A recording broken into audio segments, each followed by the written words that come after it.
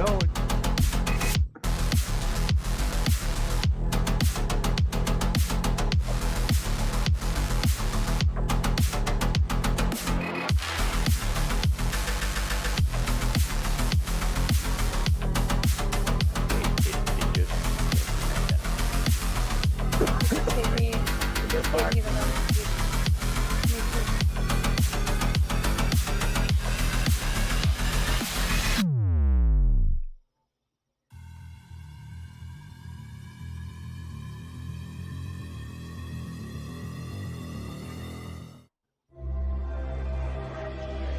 Stay quiet for a minute.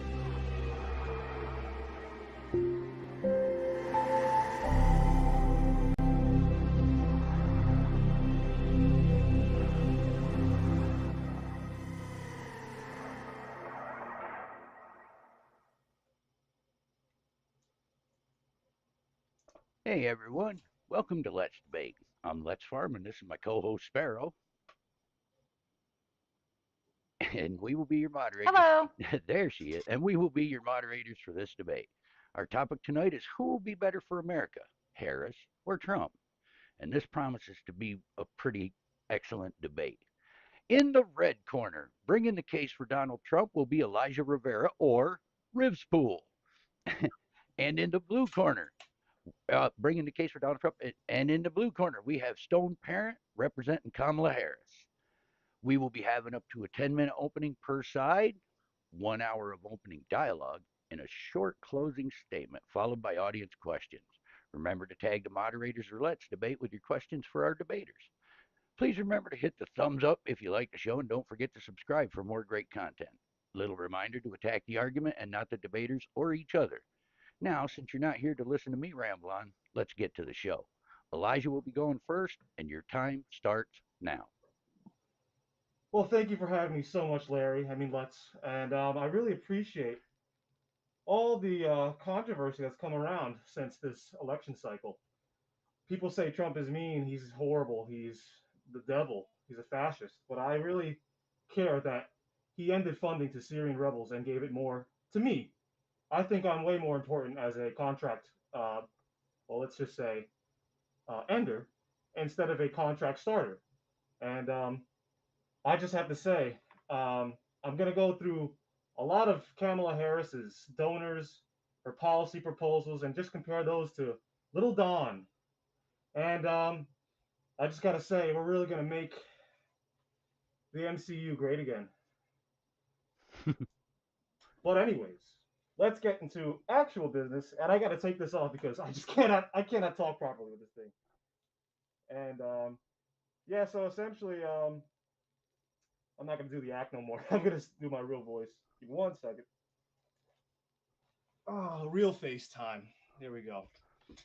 Okay, so I think this is really important discussion to have, especially because I think not a lot of people are going over Kamala's donors. Because a lot of times I see through history, the donors back the specific candidate because they are going to set a certain policy or they want to try and push a certain policy. I'll give examples of that with Anthony Blinken and his West Execs fund or consultant firm that he funded. And in 2017, I believe, he co-founded. And they pretty much went and bullied their way into the Biden administration. And him and Biden were friends for 20 years. And there's a lot of examples like this that I'm going to bring up to the table. So it's really important that I'm going to make the case of like, well, if they are both have very similar policy positions, which I think they do, like Trump's a liberal billionaire. He's not going to fry too far away from pretty much Harris's billionaires. Not too much. He might on foreign policy, definitely, I think. And but he's not on medical care, not on certain funding for the military or for veterans or just for economic policy that's domestic. And floor is to you, Stone Parent, if you want to go. All right, well, thank you for that opening round, Elijah. We now turn to Stone Parent for his opening. Take it away. Well, to me, there's a lot to say about Trump. You can always talk about how bad Trump is, but that's not the focus. It's how good Kamala is. Ooh, was that me? Nope, that was me. Sorry. Oh, okay. uh, so when I look at Kamala Harris compared to a Donald Trump, compared to most million and billionaires that would be running for a presidential position, I see somebody who's actually been, we'll call it middle class. I won't say she was, but I ever mean struggling in any way, shape, or form, like some may try to portray her as. But she has lived a closer life to us than a Donald Trump. She has been more like the average human being. I also see somebody every time when she's out there, she's talking about things she will do, the policies she will bring to the table, and things like that. And that's really, I think, the big difference. So I'll focus more on those type of things compared to a Donald Trump who brings nothing to the table except I will do great, I will do good, I will do great. That's all he says, but never any actual factual information to the policy. I That it? think when we look at a difference between somebody that's supposed to be a leader and somebody that pretends to be a leader, we see a huge difference between the two. And I think that's one thing that I'll focus on too, is that Kamala Harris is actually out there wanting to lead us as a nation. Donald Trump wants to lead us as his nation. There's a huge difference in that. But I believe that Harris is the right choice. Donald Trump is a very bad choice. And we can go from there. All right. Well, thank you, Stone Parent, for that opening. I guess we'll now move into the open dialogue where our debaters will have up to an hour to cross examine each other. Guys, have at it. You're All more right. than welcome to start there, Rich. All right. Thanks, bud. So I was really important when I was researching into her for about 2 months straight. That's all I've been doing for my free time. Like I already do financial. I'm trying to study for the finance test, and it's a lot of work. But when I have free time, this is what I'll do, and it's really important to like really highlight her donors versus Trump's donors. I think that's the most important part. And then we can go to policy if you like later, or we can do it again. I don't know, it's another debate or something. But it's yeah. So I'll go through the donors. So Go her donors are real estate, tech, finance, pro-Israel or Zionist, they say, and both of them have. So both of them share this as well as the shared Epstein-related donors. Jeffrey Epstein. That's really interesting there. Um, she also has organized crime donors, and so does he. But the thing is, she has way more. I think that's because if you look at the Forbes article, it says Harris has more billionaire donors than Donald Trump. Uh, I mean, when you're talking about real estate, tech, finance, Zionists, Epstein, organized crime, she doubles in every single of those categories except for Epstein. She's only about up 1.3 or 1.4% compared to his donors if they're related to Epstein. And that was interesting because Elon Musk said, like, oh, the reason she has more billionaires is because they're afraid of what Trump would do to Jeffrey Epstein files. Now, I don't think Trump's going to do much. I think he will take revenge for specific donors that have treated him wrong, like maybe Haim Saban. That's one of the donors for Harris. He was convicted, not convicted, but he's pretty much he should have been convicted spy, trying to put Jane Hartman as the defense intelligence director or the House intelligence director back in 2006, if I remember correctly. And it's like, yeah, so she has like really bad donors. And if you go by donor, it's just worse. Especially if you, and then if you go to policy, I think it's bad as well. I'll try to make that case. But so for the numbers, Harris's real estate donors, she has 8. Trump has 6. Tech donors for Harris, 17. Trump has 8. Harris finance donors, she has 15. He has 10. Harris Zionist donors, he has 10. He has 6. Harris's Epstein donors, or Epstein related or affiliates, she has 8. He has only 5. Harris's organized crime or regular crime that they've done donors, 13 compared to Donald's 5. So I think that is just the most important. Then they have a shared donors. So from Sequoia Capital and Blackstone, which I don't know how they're getting away with this because the Federal Election Committee, they should be being like, this is credit bundling. You're not supposed to have the same donors from the same company give the same candidates either from the same side or both sides because that's a crime. It's called credit bundling. And both of them have made, I think they've made the crime, whether they know it or not, of bribery But I'm not talking about the donors. I'm talking about the candidates themselves. And so that's interesting. I'll go over that if you like too. And yeah, Every candidate commits bribery. Realistically, every candidate, they're always bribing. So I won't deny that. yeah. No, I know, and that's the most important part because if you go through everything, it's like, damn, her donors suck. Well, his donors are pretty Well, bad too, but they're more normal. You know what I mean? Like he's got grocery store mhm. donors and a shipping donor. Well, she has like, I think some dude who ran a lady who ran no a guy who ran oil companies and tech companies, and a couple of celebrities like Taylor Swift and just celebrity donors that own sports teams and all that. And it's just they suck. They're not that cool, Like they have a lot of crime on the rap sheet. Their donations and philanthropy suck. It's just I can't support someone who has just the worst donors compared to somebody who we know has bad donors, but is a grenade. He's very uncouth. Like you don't know what he's gonna do. He's very unpredictable.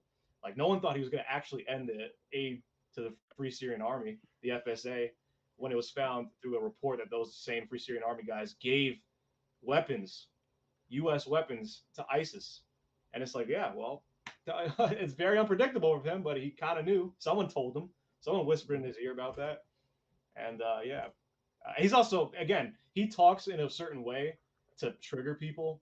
So I don't know if you know this, like Michael Bloomberg or some other New York billionaires, they like to not make their plans very concrete, but they do when they do it in action. Like they don't say, "I am going to start investing in Sequoia Capital, and we're going to start doing a fund for tech and Oculus and virtual reality." Like they're not going to. They say that sometimes, but if they don't want to give too much leeway in what they're going to do, so there's no because they know their word carries volatility.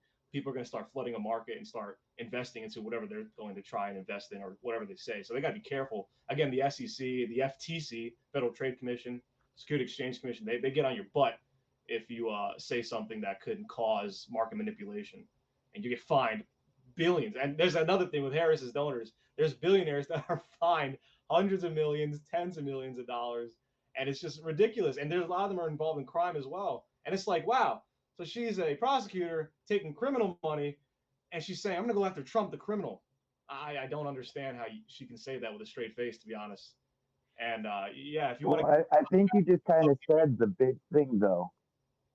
Trumps everything you said about her donors. Everything that you complain about her donors, Donald J. Trump is. He's a criminal. He has always been a criminal. He's always been a liar. He's always been a manipulator. He's always treated women like dirt. He's always been almost everything that you said about her donors, your presidential candidate is. So there's almost nothing that you just said that he is not. He has well, no, done there almost is a everything. slight difference. That's what I'm saying. It's a decent slight difference. Like Miriam Adelson is one of Trump's biggest donors, and he yelled at her for having her political action committee filled with neocons and warhawks.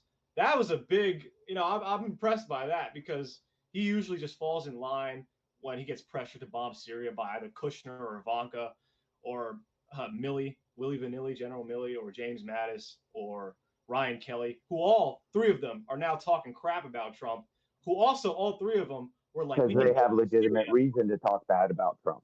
But that's a They conflict of legit. interest, you know what I mean? Because they both, all three of them were so pro-hawk to, we need to go against Assad. Ending the war in Syria is not a good choice. Ending this aid to these rebels are not a good choice. These rebels gave weapons to ISIS. It was a good choice to end it, and they're saying it's not. It feels like these neocons are just so psychotic. And then you have Harris taking Liz Cheney's, endorsement. She just makes it worse for herself. And I just can't, I can't align with that. I don't think a lot of So the regular oh, Republican Party, people like Liz Cheney, who actually see what's wrong with Trump and actually endorsing Kamala, and Kamala actually taking that endorsement is a problem for you.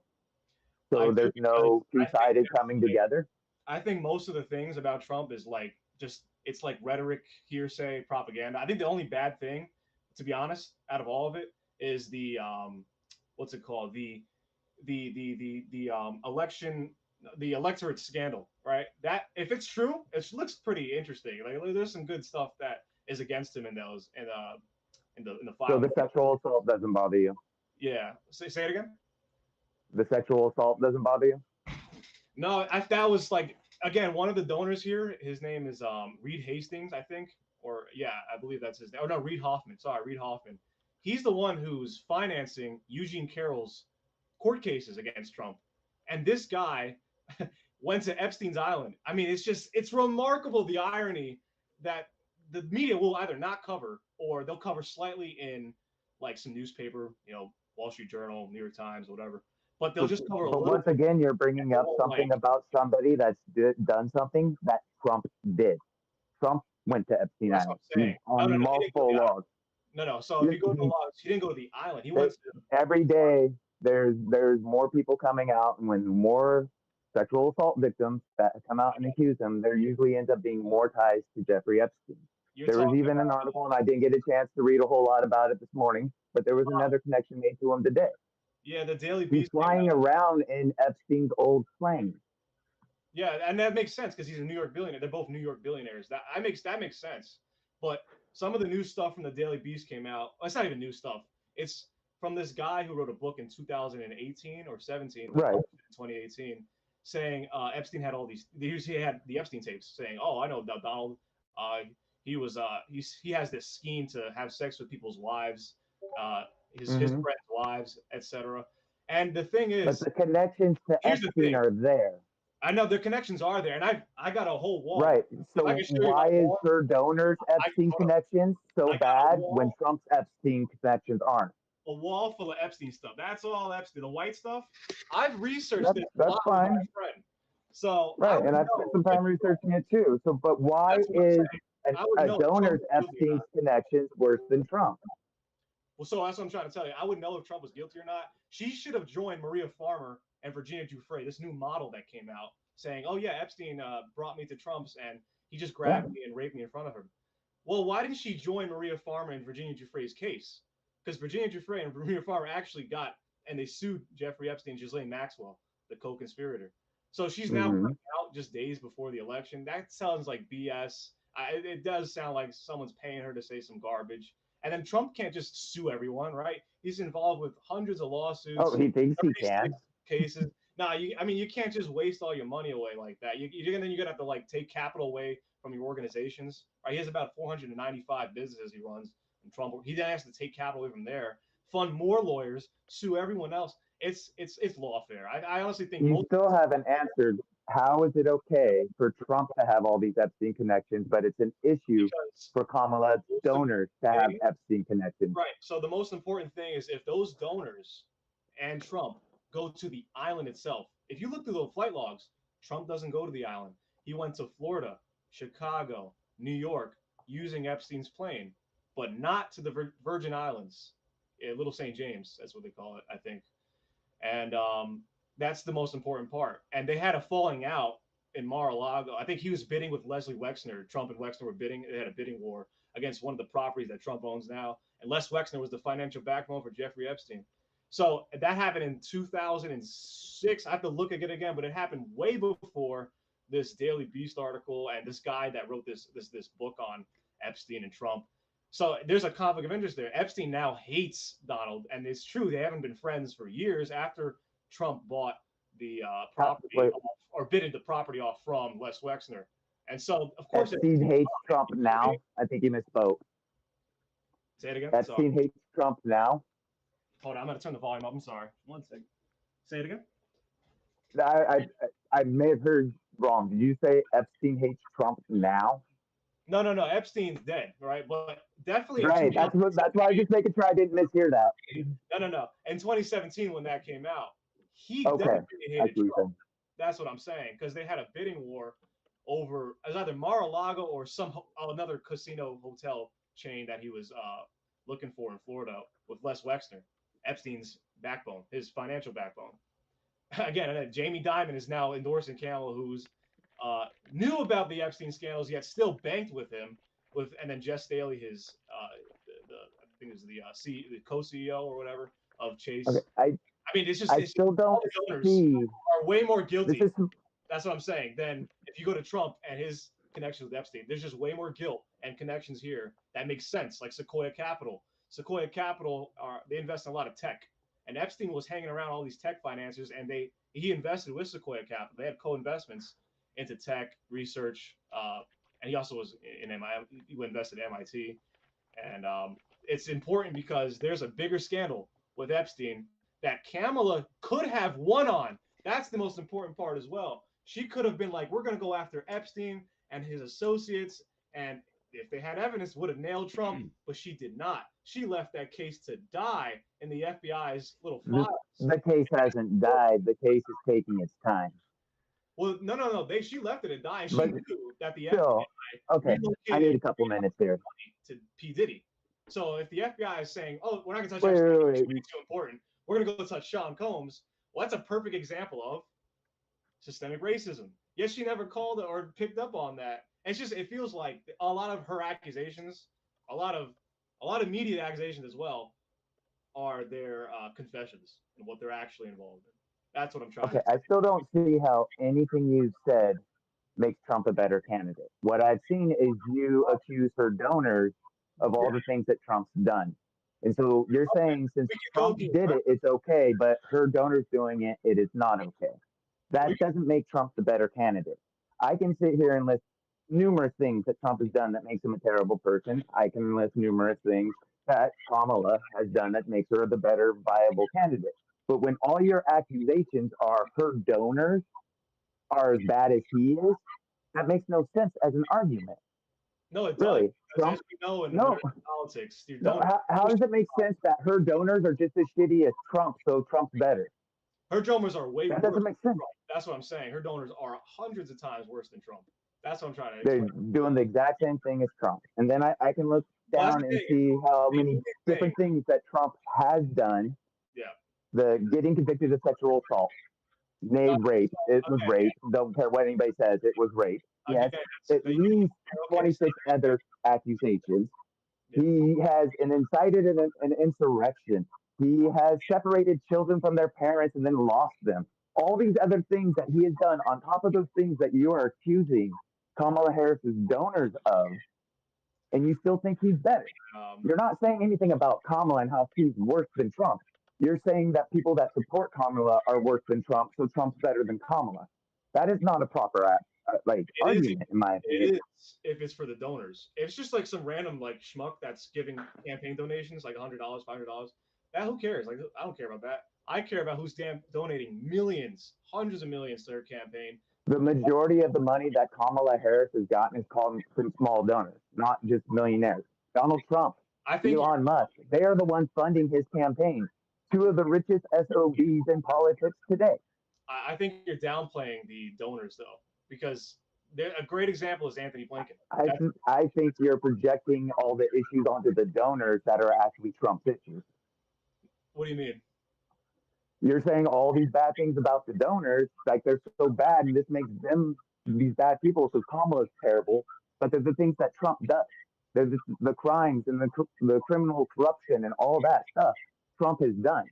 Well, so I think what I'm saying is your argument of people that support her are bad, even though they're doing the exact same thing as Donald Trump, does not make sense as to why Trump would be a better president. You gotta remember, I would like to talk more about what he's going to do for the people. You're going way out there with all the Epstein stuff. A lot of that stuff's unknown information, and you're saying it like a lot of it's 100% fact. I'm saying that there's a lot of connections to both sides. They've all been involved with Epstein. It's obvious of that. All these donors, all Trump, all celebrities, all these other politicians, yet we don't know the exact truth. Yet you're saying that certain ones are worse than Trump. That makes Kamala bad. They're not Kamala. They may be donating to her, but they are not Kamala. They're gonna be in Kamala's ear first, so they're gonna try and influence her. Can you say her name right? Just out of curiosity. Staff, you know what I mean? Kamala. That's what I'm trying to understand. Okay, I'll explain. We go to her policies if you like. We're gonna move on, but I think you should. No, I'm not saying we move on. Yeah, we can keep going with this. I'm just saying that there is no sense of saying that the bad things that her donors do make her worse than Trump when Trump does the same things that her donors do. That would mean that Trump's bad too. I understand. Now I get it. Okay. So again, you're innocent until proven guilty. So Trump was convicted on one criminal case where he did 34 felonies. He did a hush money trial, right? I think that was kind of BS. Whatever. He's convicted. And then there was the civil case with Eugene Carroll. Again, I think that's a bunch of BS as well, because Carroll's lawyer or Carroll's financer is a donor to Kamala Harris and is very guilty looking in the Epstein files, having connections with him, dating one of his. So he was connected with Epstein through, I believe. If we go through it right now, where is his name? Reid Hoffman. There he is. All right, little Reid. Let's do it real quick. So yeah, Reid Hoffman is one of the biggest donors to Kamala, yet was funding Eugene Carroll's case against Donald Trump. Not only is that just a conflict of interest, it's also pretty hypocritical. When Trump was in office, Epstein gets arrested. He unfortunately died. And then Maxwell is cased as well. She got the book thrown at her. So it doesn't make sense. If we want to see things that could be unethical, why don't we talk about Elon Musk again? I'm trying. How about him buying X or Twitter or whatever you want to call it, and then using it as a platform to pass disinformation all in favor of Trump? And then now he's trying to hand out $1 million prizes to people that vote for Trump. No, I know that. So I understand that point as well. That's so it looks like Musk engaged in bribery, and looks like it's flat out in the open. No, I know, I understand. But if Kamala is also engaging in bribery, because her promises to give money like $1 trillion to first-time Black business owners, because it's 25, I think it's like 25,000 per business or something like that, and if it's for like 1.6 million recipients are going to get that, that's a bribe. That falls under Section 18, I think, of the U.S. Code. And continuing to better our economy through different programs like that is not a bribe. That's bribery. Like, it goes by the definition. This just won't get prosecuted. No, it's a program in an economic plan to better our economy and actually give the disenfranchised a foot up so they can actually be equal to others that have it easier. Okay, that's not a bribe. That's correcting our fucked up society. Sorry, my language, my bad. I know that's not to say that one. That's definitely bribery. Title 18, Section 201 says the act of giving or accepting something of value to or by a public official with the intent to influence an official act or in return for being influenced. It's the punishment for bribery is up to 15 years in prison. So if you're promising a 25, then everything they do is bribery. Okay, but you understand. The Obamacare was bribery. How about the fact that we're paying people a living wage is bribery? So everything they do is bribery by that definition. But by the U.S. law, not by my dad. That's by the U.S. law. Well, right. But I'm saying if we're going to call everything bribery, it doesn't matter. Well, it's all bribery. That means we can't do anything political by that definition. It definitely matters if you have more bribers on her donations, her donors who are bribing more compared to his donors who are not bribing as much, and him who is not convicted. He's the one. And Musk are the ones bribing. They're the rich donors bribing. Well, okay, but he's bribing himself in all actuality. If you had a triple decker poop sandwich and compared to a single decker, right, just a single, you think it's better to eat the triple decker, or I should just go with the triple decker because the single, why not, right? It's just a single. They're both poop sandwiches, but it's a lot more to eat. You think it's better to go with a triple, or no? I think that's an asinine question. That's a good question, man. Come on. No, it's not. No, I think it definitely is. Okay. So, I mean, we can go through each case if you like for her donors. Why don't we maybe talk about immigration? Yeah, we can go to the policy. How about the fact that he killed the bill that would have actually made this whole situation a whole lot better? Again, yeah, that's a silly thing for him to do. I agree. Right. So once again, that's another thing that you're agreeing he shouldn't have done. I do think it's bad to say just cut the bill so I can fund it. But then right, he put us in danger to run on a platform of chaos to try to better his chances of winning. Even though we would have had 1,500 more agents, we would have had 4,300 more asylum officers, we would have had hundreds of immigration judges to be able to speed up the process. It takes 5 to 7 years to get through the asylum process right now. This bill would have made that 6 months. We would have eliminated most of the immigration problems with this bill that we have right now. It was the most bipartisan bill we have ever seen when it comes to immigration. This was a no no-brainer. One of the most conservative congressmen, Langford, was in on this. He was all about it. Trump wanted us to suffer and feel the pain of that bill not passing so he could run on the chaos that it would sow. That is just a terrible thing to do. We have more fentanyl being caught now because of what Biden and Harris has done at the border than we ever did before. And this bill would have made it even better. Okay. Like, people talk about how much fentanyl is being caught at the border like it's a bad thing. No, that means what Harris and Biden have done and what our ICE agents and what our border agents are doing right now is working. But Trump didn't want to make that even better. It's definitely hard to believe some of the agents, especially the Homeland Security, saying, "Oh, we need $450 billion to help fund or help cut the asylum seekers and this refugee crisis that were happening." I think that's BS. Like, because Trump passed the interim rule when he was in office, and all that rule is it's like invokes national security powers to deny asylum to migrants who enter the country illegally.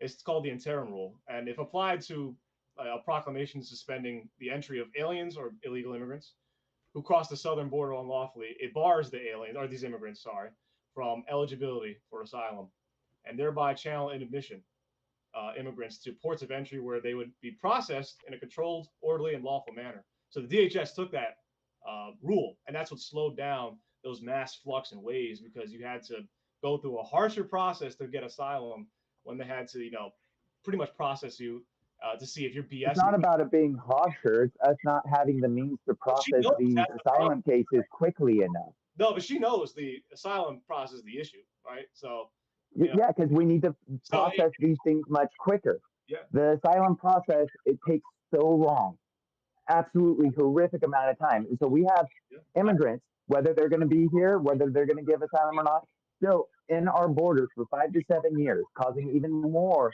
of a financial burden on our country and our government and our taxpayers, because that takes that long. We could do it in 6 months. Trump stops that. We could stop more fentanyl coming across the border. Well, remember what Agenda 47 he's offering. Trump's saying we can use the military on the border and go against the cartels, causing the chaos, right, the disorientation of the political class. So he wants to go to war with Mexico. That's what I'm trying to say. Is you could use the military. You don't even have to increase taxes or put a bill. You just use executive action and put to put us at war with Mexico. If we attack Mexico, how would that look? You really think that's a beneficial thing? They'll say, "Oh, we're fighting the cartel." That's an attack of Mexico. That's us starting war. There's no problem. How is that beneficial? Trump's all about, "Oh, I didn't have any wars while I was in office." But that right there, if he does that, he is intentionally starting a war with our southern neighbor. A neighbor that if we work with, we might be able to actually make this problem better without causing mass casualties. But you're not declaring war on the country. You're declaring war on the cartels. We are attacking Mexican soil. You know what I mean? That's not like the same at all. That's what I'm trying to do. Oh, so if I want to go to, say, Canada and attack the Canadians, all I got to do is say I'm attacking hockey players?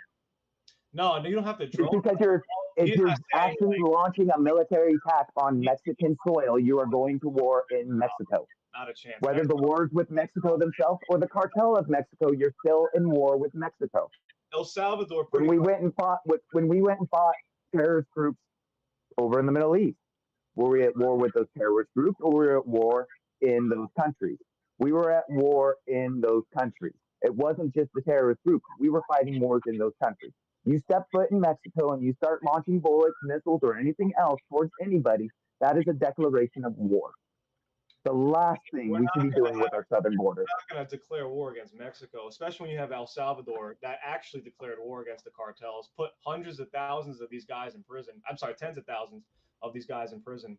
You're saying put them on the border and attack. You could do the same. That is not working with the Mexican government. We would happily work with the Mexican government to try to take care of this problem. I'm sure that border bill would have made it even easier. No, I mean, but you don't even need to increase spending for the bill like that. I think that's just a dumb policy in general. But yes, it's dumb that he also. Wait, so it's about money. No, you don't have to raise taxes. But we want to cut taxes, but we don't want to spend the money we need to protect ourselves. All you got to do is reallocate the funds for your specific tax collection, or just for Oh, where. you're right. Like we could reallocate for so many other things that aren't in the Republican agenda, like healthcare, like Social Security, like Medicaid, like Medicare, A lot and of all things. those other things. But instead, we keep paying for war like you want to take us to with Mexico. No, but that's another thing. That's again. So I think they're very similar in policy because he did fund a lot of Medicare programs with the PPP loans that had to go for the compliance laws. He had the adjustable care, the adjustable. There's a bunch of policies we can go through. That I wrote it all down. I can send you the links to all this stuff. I mean that Most analysts say his plan would kill Social Security within 6 years. you gotta understand those $7.8 trillion that he spent, which is part of the debt now. It was Yeah. his reason to not allow the market to crash fully. So again, very Keynesian of him. So Okay, again, no. policy. Some of that was to not He's let the market crash, but not all of that. A lot of that was just because he let the money not be collected through taxes when he gave all those tax cuts to the rich. 2.1 trillion went to the Treasury, if I remember correctly. 1.6 trillion went to the Department of Labor. I think the Small Business Association got 1 trillion as well. All of those funds were used to keep the same compliance laws, programs, the same insurances, right? A lot of Obamacare is done, which she wants to You mean expand. the Obamacare, which he tried to overturn time and time again, which would have took everything away? It You was understand? people like John McCain that prevented him from doing that. I don't think you If understand. John McCain wouldn't have done what he would have done, and we wouldn't have actually taken back the actual House, or I'm sorry, the Senate, it would have been done. But No, John McCain stopped it. you, He made the efforts. He has said, even with Project 25, parts of Agenda 47, that he is happily going to get rid of Obamacare. Mike Johnson was caught on a secret camera talking about how they're going to completely uproot the whole entire system and rid us of Obamacare. Still, getting 8 rid years of later, he has not once come up with a health care plan to replace Obamacare, even though he said he would. He said it would be great. It'd be affordable. It would be like nothing we've seen before. And we still haven't seen it 8 years later. well, he wants All this money you're talking about him spending, it's a very and we hard. don't have a health care plan option. It's hard to repeal such a parasitic law like Obamacare. Here, I'll explain it to you. I don't think you really understand. So it's parasitic to give the elderly health care. It's parasitic to give people with disabilities the chance to actually get health care, not get denied by insurance companies. It's parasitic to give somebody with diabetes the fact that an insurance company be like, no, screw you, you get to die now because I don't want to pay for your insulin. No, the Those thing are is, things that would happen by ridding the ACA. The things that Trump was hoping for when he tried to rid us of the ACA. It's plain and simple fact. He wants it gone. He tried to get rid of it, and everything that would happen to this country would be so detrimental. You would have hundreds of thousands of people dying or in such poor health that they might as well be dead, all because they lost their health insurance. no. I think And that's every insurance company will then tell every single person to kiss off. You don't get health insurance because you got health issues. no. I think that's just propaganda. Like the pre-ACA. That's not propaganda. No, that's definitely propaganda. I'll explain to you. Like Mike Johnson flat out said it. He said they were going to get rid of Obamacare. And you know, as well as everybody else do, that millions of people depend on the ACA.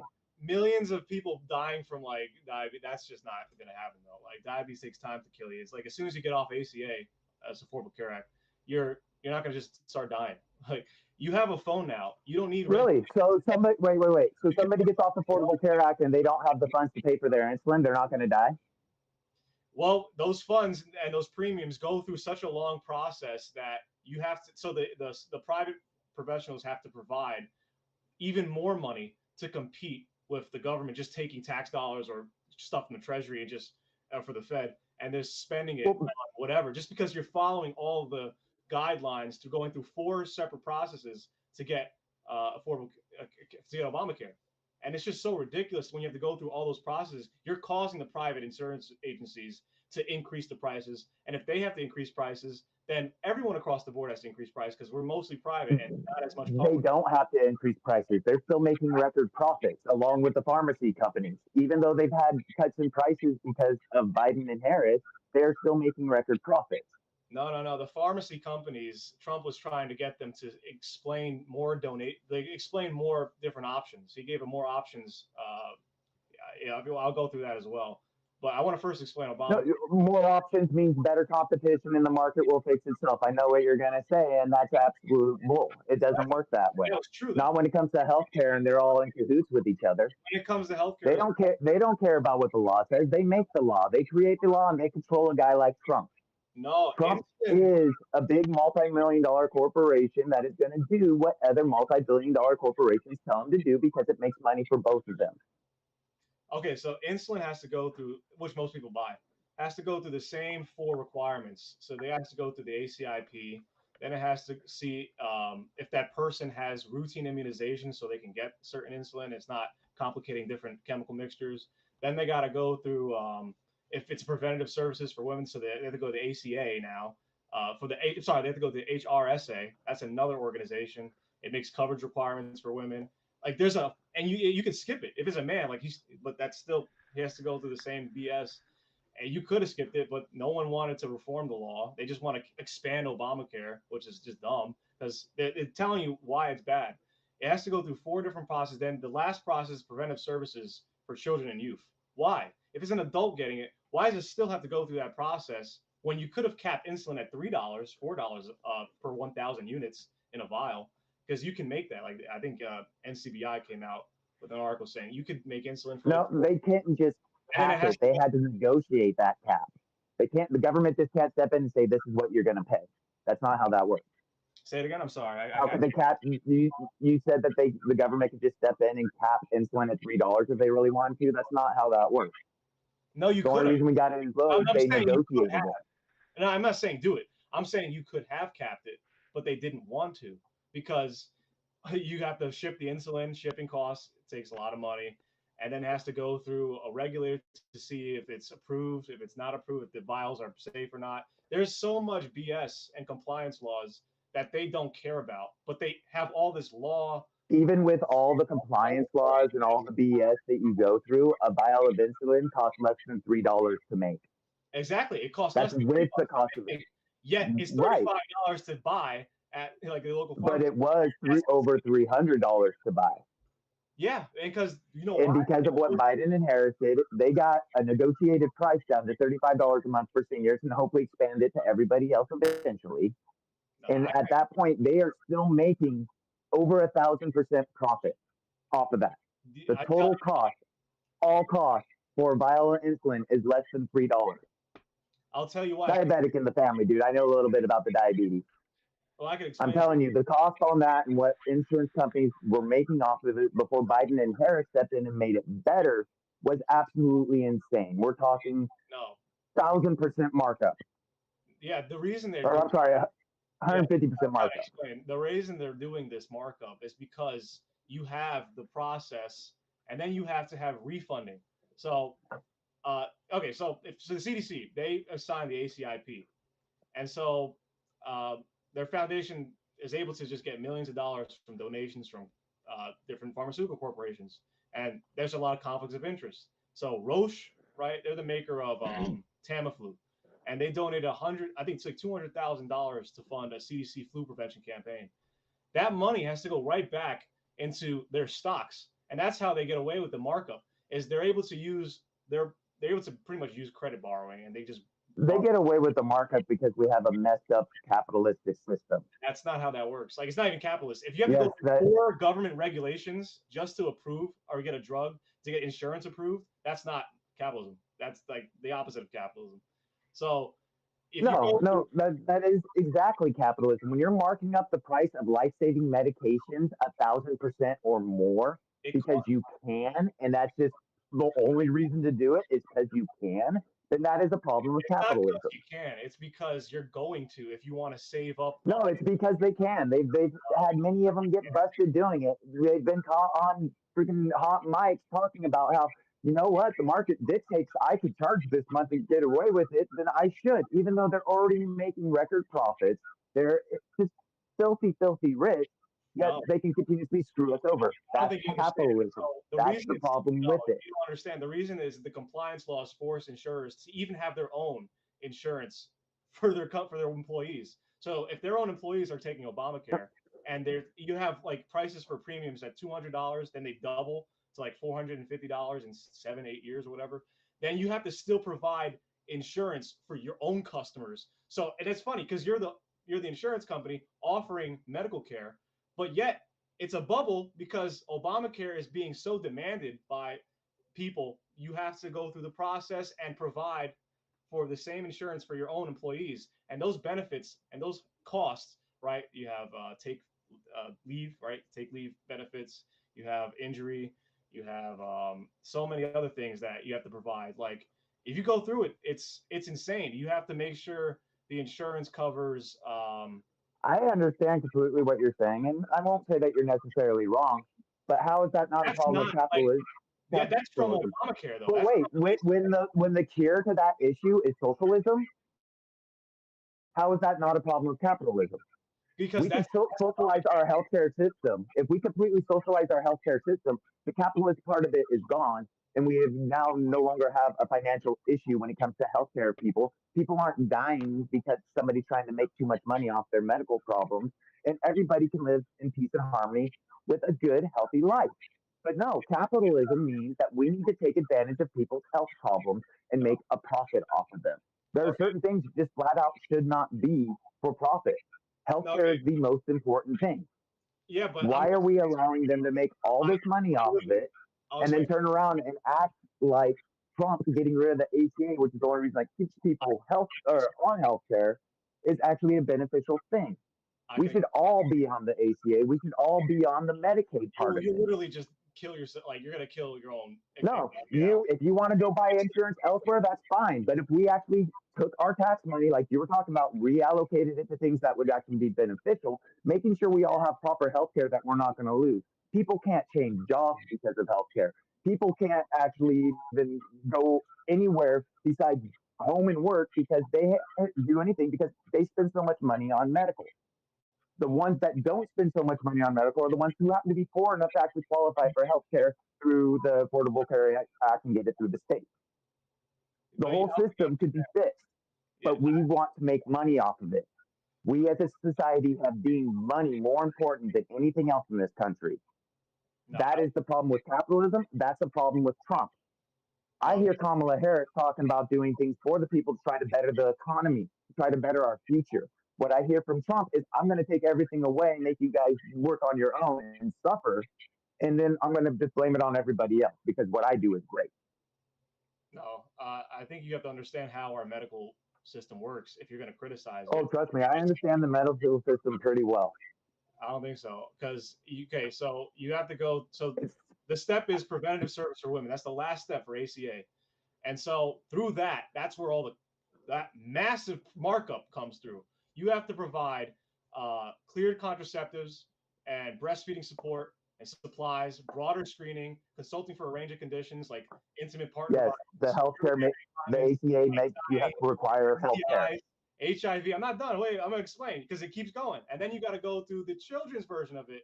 So that goes to fluoride supplements, screening for autism, behavioral and developmental assessments, and vision impairment, lipid disorders, tuberculosis, certain genetic diseases, immunization, screening services, behavioral, developmental assessment, fluoride supplements, screening. That's what I said. Yeah, okay, tuberculosis, all that stuff. So you have to provide enough funding, which the premium is going to be for if your child or yourself has any of these problems. That's the issue of why it's such a high markup because you're forcing No, people to pay for stuff that they probably don't need in the future. It's called risk. And so you're forcing risk onto a company through this government service called the Preventative Service for Child and Youth. That's the what they majority of those tests and says. things that they go through are inexpensive and not really that cost consuming. That is But insane. the markup for the profit, the markup for the profit off of the people getting those services done is absolutely horrifically large. But It's did you not the understand actual cost why there's of such a doing it, it's how much they jack up the price. do you understand why there's I I personally had hernia surgery. Just sitting in a waiting room, just a waiting room by itself was $7,000. The surgery itself, the anesthesia, all that stuff, 5 grand. yeah, it goes into That's the doctor's jacking up the price it just goes into because the they tech, can. it goes into the doctor's pay, the tech, all the supplements. A combined amount of it is around 7,000. It may not be perfect 7,000, 6,000 here. Then you got to pay for whatever. But when I spend 3 hours in a hospital, you and want $5,000 of it is to pay for the surgeon, the anesthesia, and all those things, and the other $7,000 is just for me to sit in a room until I wake up. That's a price markup. When they're making millions of dollars in profit off of every single freaking hospital out there and every single health insurance program out there, them marking those things up is capitalism screwing over medical. Okay, so the ACA itself requires that you got to go through all these 4 different regulatory agencies just to get ACA. Those regulatory agencies say you have like 70 things to provide for one person, Right. just so Basic health care they need. So that care is going to increase, right? The premium is going to go up on each specific thing that needs to be provided. So you said you had surgery. So the doctor needs to get paid. The surgeon needs to get paid. All the medical supplies have to get paid. Their own lunch benefits. That was just for the surgery. That wasn't my doctor and all the pre-visits and everything else. That was other bills. I'm just talking the surgery. They got paid. They still jacked up the price that much and charged that much in that room because they can. But you got to pay the doctor from that bill. They just get free money. Right. It's coming from your premium. I understand that, but what I'm saying, when you're jacking up a surgery that took them a matter of a few minutes and it was a very basic surgery and they're jacking up the price that much and making that kind of money, that is a cause of capitalism. That's my only example with that, using my own experience. Is the fact that they jacked up the price on something that didn't need to be that price, and that is capitalism. If you say I'm saying capitalism should not be involved in our healthcare system. You say it's a basic surgery though. Like, okay, have you ever done surgery like that? Have you ever? No, I'm not saying it like that. That's what I'm trying to tell you. Doctors and surgeons have to get paid a lot of money. They do get paid, is what I'm telling you. They don't screw up your nerves. They don't mess with your muscles. Everything goes back nice. I'm not disagreeing with that. Surgery. What I'm saying is that jacked up price that makes it so expensive and so hard for Americans to survive should not be happening. When they still get paid, and then the owner of the hospital, the CEOs, all these people are getting these big old fat paychecks when they didn't do jack. The doctors are still getting paid. The people that don't need to be getting paid what they're getting paid are getting paid also. That is a problem of capitalism. Okay. That is us screwing over our healthcare system because we're paying some CEO at the head of a hospital millions of dollars a year to sit up there and make rules. Some of them even about how they'll take healthcare away from people, like when they do in states that want to ban a woman's right to choose. They can sit up there and make millions of dollars doing absolutely nothing because of capitalism. That's the problem in the healthcare system and why it's so expensive. We eliminate that capitalistic nature and we actually do healthcare for healthcare's sake, it wouldn't be that expensive. So you can't tell me capitalism is not a part of the healthcare system. It is and it shouldn't be. It's not what you think it is, because if you ever talk to it is what I think it is. No, if you ever talk to a CEO, the stuff that the work they manage is insane. They got to go through a ton of books, make sure everyone's getting paid, every compliance law is being followed. Lawsuits, they have to go through that as well. They don't get. They pay people to do that. They have hundreds of people underneath them doing all those things for them, and they still make millions. Even if they have hundreds of people looking it over, they have to make sure it's going by the books. If you talk to a CEO or a manager or employer, they still have to put in hours, dozens of hours a week, just to make sure everything's going safe and fine. Now, they could, if they have helpers, they don't have to go through. So they do an average person's job. Through, they still got to go through like 60 hours, 50 hours a week just to get through all this stuff. Yeah, an average person. So, but the reason they're doing an average person's job and making millions of dollars just because they can. The reason they get paid so much. That should be involved in healthcare. That's capitalism in healthcare. No. Every single service that's getting paid for, they get a small profit. But if there's thousands of people under their management, they get compounding interest on those $1. So if you have 10,000 people that you hire or you're managing as a CEO, and let's say they each make $1 an hour, you're getting $10,000 an hour because you're managing 10,000 people, making sure people under you are prepared to get through all the paperwork, all the BS, all the compliance laws, all the nonsense, the ACA, the USPSTF, that's another one, was the ratings of A or B type of insurance. They have to go through a stupid amount of compliance laws and paperwork. That is not capitalism. If the government is saying, if you want to get free healthcare, it's not free. If you want to get this healthcare we're providing, here's a crap ton of stuff you got to do. So somebody working a job that's no harder than the doctors is making millions upon millions, and that's not capitalism? Well, first of all, first people who make $1 million, almost like 80% or 90% of those people don't get like a payment passed down through their family. They don't just get like grandfathered in. They usually make it through investments. So first person makes $1 million, almost 9% of the time, they're putting No, CEOs are shelled out millions of dollars every year. If a yeah, hospital hits their quotas, they hit their numbers, they make so much profit, they get these big old $1 million paychecks. okay. And you're saying that it's okay for CEOs who all they got to do is sign off and say everybody did their job to make millions of dollars as the doctors who are actually saving our lives, the nurses who are actually taking care of our loved ones are barely scraping by. And you're saying that there's not a capitalism problem there? If we're going to pay that much money for those types of services, shouldn't the people that do the work make that money? If I'm Why able am I paying a CEO millions of dollars to do the surgery that the doctor did? Why am I paying a CEO millions of dollars to do all the prep work, the I'll injections, the explain to you right medications, everything that nurses do? I'll explain right It's now. still capitalism, and healthcare is not needed to be a capitalistic thing. No, if I'm, and that's not true, because I'll explain to you right now. If I'm able to, if I'm able to set up my own medical agency, and I'm able to hire a couple doctors or whatever, or scientists, and I can make insulin for $2, and I can sell it, I'm actually not able to. I have to still go through all the same compliance laws and regulatory agencies, licensing from the AMA, American Medical Association.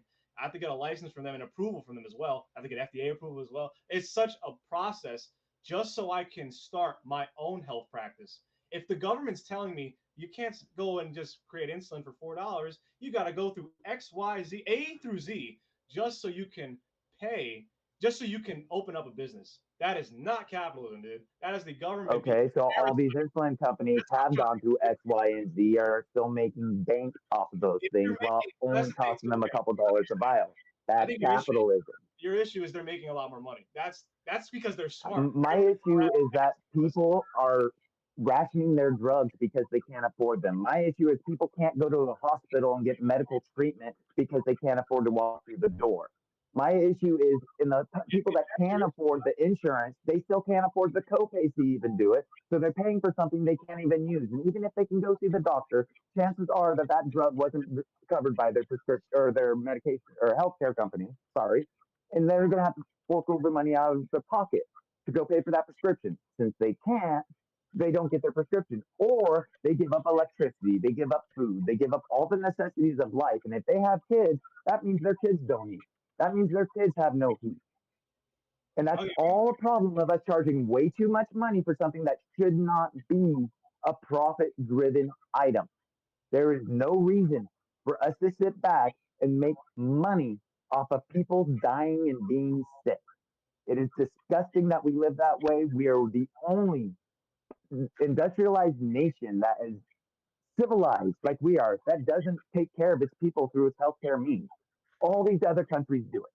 no, we're not. We do not. We're definitely not the only. But if you want to reduce prices, Okay, all the decent other countries do it.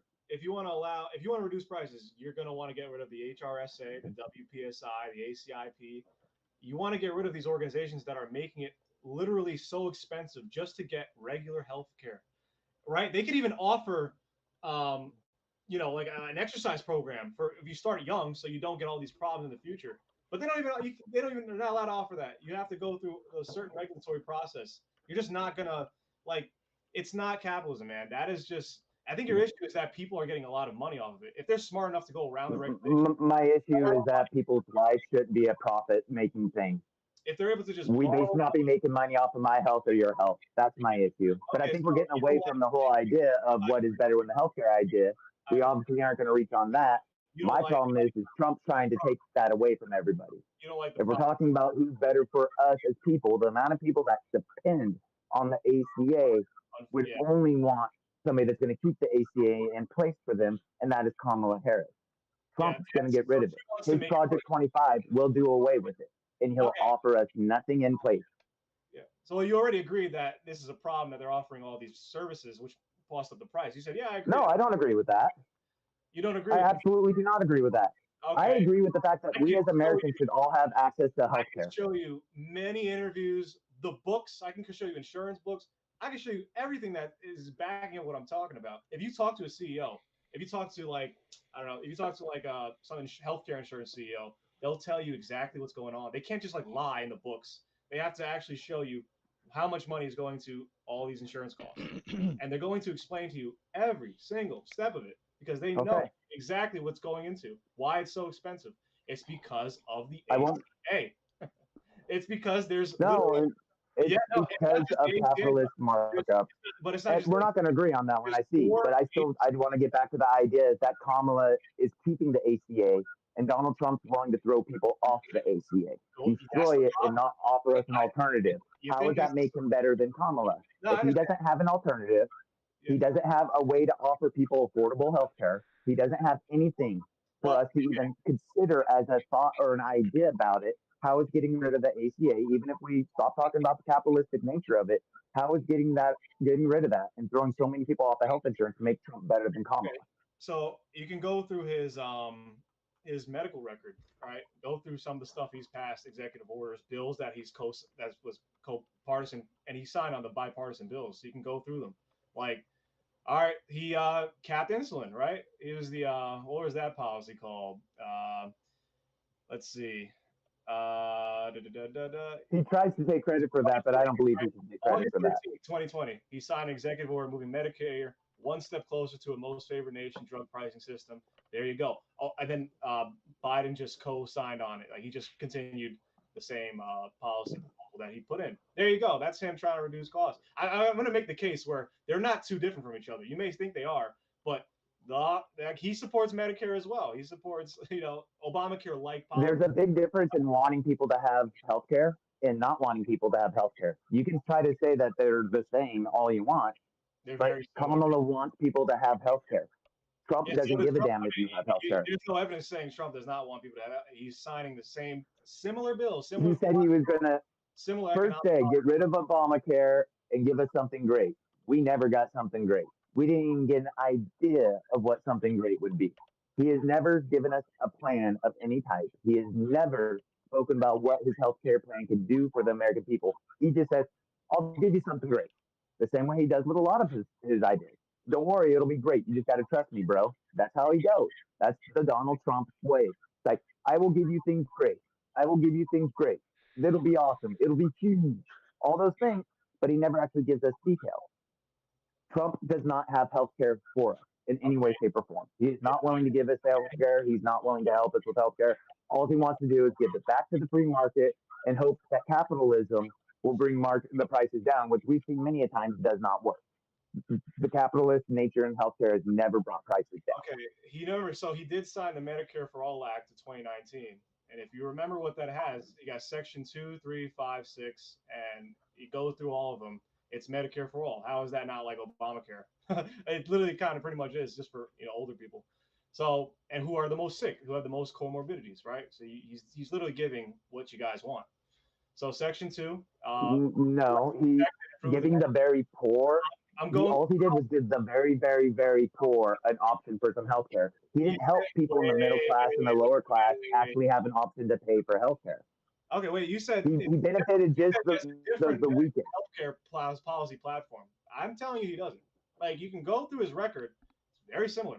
Medicare for all in 2019 that he signed in his executive order. It wasn't Medicare for all. It was Medicare for some. No, it's called Medicare for all. You could go through the policy. You want to go through? They can call it whatever he wants. He has lots of great names for a lot of things that he thinks that they're this and that and everything like that. But it was Medicare for some. It's Medicare. I'll go through the policy if you want. Section 2, the policy of the U.S. to protect and improve the Medicare program by enhancing its fiscal sustainability through alternative payment methodologies that link payment to value, increase choice, lower regulatory burdens imposed upon providers. Section 3, provide more plan choice to seniors within 1 year of the date of this order. The Secretary shall propose a regulation, implement all other administrative actions to enable the Medicare program, blah, blah, blah. Section 5, enable providers to spend more time with patients. That's nice. Do your providers spend more time with you? My providers spend plenty of time with me. I've never had a problem with the amount of time I get from my providers. How often do you got to go to? It's how often can I get to my providers, because there's not enough medical care people to take care of you and get you in on a timely basis. But once they get you in, they'll take their time with you. It's just you can never see a doctor. All right. Well, you can give him credit for that. Because they don't want to hire more doctors to make less of a profit in these hospitals. So you can give him credit then, since he passed that policy to have you spend more time with your provider. So I don't think that policy or whatever you're talking about had anything to do with it, but I would have to read into that to know more about what you're talking about. I'll send you anything you want. I have all this document. I do my homework. If you want to send me the document, I'll take a look at it. Like that one, I will honestly say I'm Sure. not well enough versed to rebuke that. Yeah. But I'm still going to stand by the fact of the matter is Trump wants to get rid of the ACA. He doesn't care if we have health care, and he has nothing to replace it. He never has. He never will. Okay, let's say for Kamala will keep the ACA in place. If there's places for she to move to expand and make it better, she will work on that. She's all about progress. Trump's about going backwards. And I know it's kind of cliche to say we're not going back. It's kind of the lame little freaking catchphrase they got going on, but it's the truth. He wants to take us back. He wants to take people's health care. He wants to take the right for a woman to choose. He wants to give more money back to rich people while charging us more money through tariffs on foreign products that are basically just a tax. They can try to say it's not, but it is. It's been proven time and time again, especially with the numbers that he wants to do. I'm not saying that Harris has never been a part of bad tariffs. He let Trump's previous tariffs continue along with Biden. They said that's a lot of money coming in already. And that could be a big part of our inflation problem over the last 8 years with those tariffs that he put into place. What was it? 7.5 to 25% tariffs on everything. Large part of our inflation problem over the last 8 years. He wants to invoke another, what was it? 10 to 20% on all imports and 60% on anything coming from China. We're going to pay for that. No, yeah, I disagree. That's not going to be paid by China. I do disagree. How are we not going to pay for that? No, I do disagree with his tariff policy. I'm pretty harsh. It's absolutely horrific. It's a tax on us. He wants to cut taxes on the rich, but we're paying more than that. I'm a pretty harsh critic of him. Like, there's definitely a lot of stuff I'll disagree with him on, especially some of these policies that him and Harris have both, I think, align a lot more with each other on than disagree with each other on. Right. Yeah, her and Biden could have repealed those tariffs that he put in the first place. And for her not to, and then not, she's guilty of that herself. Or Biden is. I won't blame her. It's Biden. But still, they are part of that problem too. But still, 50% tariff on everything from China. Yeah. I look around my room right here. I bet you 90% of what's in this room came from China. I'm definitely not seeing her. Probably 90% of what's in your room too. You want to pay 60% extra on every single item, if not more, for all that stuff in your room? Well, again, I'm not seeing her disagree with these tariffs exactly, specifically from Biden, which are the same tariffs that Trump has. So I think she does disagree with these new tariffs. She said it many times. She's referred to it as a new tax. That's the Trump tax, the part of the Project 25 or 2025 new tax that they're going to put on. Okay, yeah, no, okay, again, Project 2025, he denounced it. I'm not going to just say he's going to agree with it. Because, again, a lot of his donors are not from the Earth Foundation. A lot of his donors, if you want to go through them, I know they come from real estate. They come from energy. A lot of it's energy. He's got way more energy donors than her. So I think he's definitely going to pass more supply-sided energy policy than she will. She has a decent amount, but not as much. She has way more tech, finance, and I think real estate as well. So that's where she's going to really put she's going to try and put her little team together to, or not her, but her donors are going to put a team together to make sure she's passing she's going to mark up real estate a lot. Like, she's not going after the Bureau of Land Management. She doesn't say that in her policy. The Bureau of Land Management zoning, she should ban zoning laws since they tell you what you can and what type of houses you can and can't build. Same for the Bureau of Land. Wait a second. Go back just 1 second. How is she going to be jacking up the housing costs? Did you say we're going to allow she's going to jack up housing costs? Prices. All of her plans, everything that she's putting out there, like you said she's jacking up the housing costs, right? Is that what I heard? I'm sorry. One more time. Did you say she's going to be responsible for jacking up the housing costs? I think is that what you said? Going to increase housing prices by saying we're going to increase it by 25,000 first-time home buyers. That doesn't stop. That doesn't stop real estate guys from saying, "Well, this house now costs $25,000 extra." Nothing. She's not promoting anything. Right. I can see what you're saying, but at the same time, she's also going to be working against people who are price gouging. That would be considered price gouging. She'd be the first president that actually tries to stop people from gouging the crap out of people. That's very important because price gouging only is indicative if there's a crisis. So if she's admitting when she's going into. There is a crisis. Wait. If she's admitting she's going to go into. There is a housing crisis on our hands. There you go. Hold on. I'm talking about disaster. Like it has to go with crisis as is. There's a natural disaster. That type of crisis. That's how you could price gouge. That's the only time where it applies. If she's saying like there's going to be this. Way too many homeless people would be considered a crisis. Okay, but if people not having places to live is a crisis. If she's saying no, it has to be national. It has to be like from like nature. It is national. Cause the crisis to happen. No, it doesn't have any. That's the only time price gouge applies. We're part of nature. We cause the problem. It's a crisis. When you have people that are living on the streets, living out of their cars all over the place by no fault of their own, just the fact that there's not any affordable housing, that is a crisis. You can stop the price gouging on that, the same way that they can move for progress and stop with the price gouging on rentals and how much they jack it up every time they can. You can't tell me that you get to jack up the price on a house that you paid $50,000 for 40 years ago every year because it's appreciating in value when it's still the same piece of sticks that you don't have to pay for. It's all those things are price gouging. She plans on going after those. That would prevent the issue of the $25,000. She has plans in place to coincide with that. That's just a total waste of time. Then if the donors are real estate investors and say, well, I'm just going to increase the price for housing now at Blackstone, at Sequoia, at BlackRock, we're just going to chase and we're all just going to start increasing the price. So we're going to tell our real estate friends, hey, this thing. That's what they've been doing for the last. Way more than it does. Like that's just going to cause. They've been doing it for decades, and she's actually going to work at stopping them from doing that. She has plans in place to prevent that from happening, like it has for decades. She didn't say a price cap. She said price gouging. You're confusing cap. Like I'm not saying there'd be a cap. Inflation should always be there. If there was no minimal inflation, we would actually be going into a recess and have economic problems. We don't want deflation. There should always be a little bit going up. But it doesn't need to be the amount that they've gone up over the last 20 years. So that's what Keynesians say. Keynesian economists or the philosophy say we need to have a little bit of inflation to increase demand.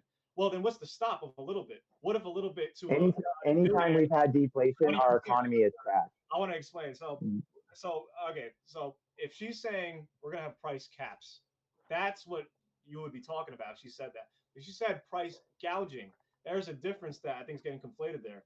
Is when you're saying there's a cap, then you're doing a price control. You're price fixing yourself. So some maybe the FTC, probably the FTC, sets prices for products or assets like houses, cars, whatever, and they say this type of house costs $400,000, or this type of house costs $200,000, and that's the cap.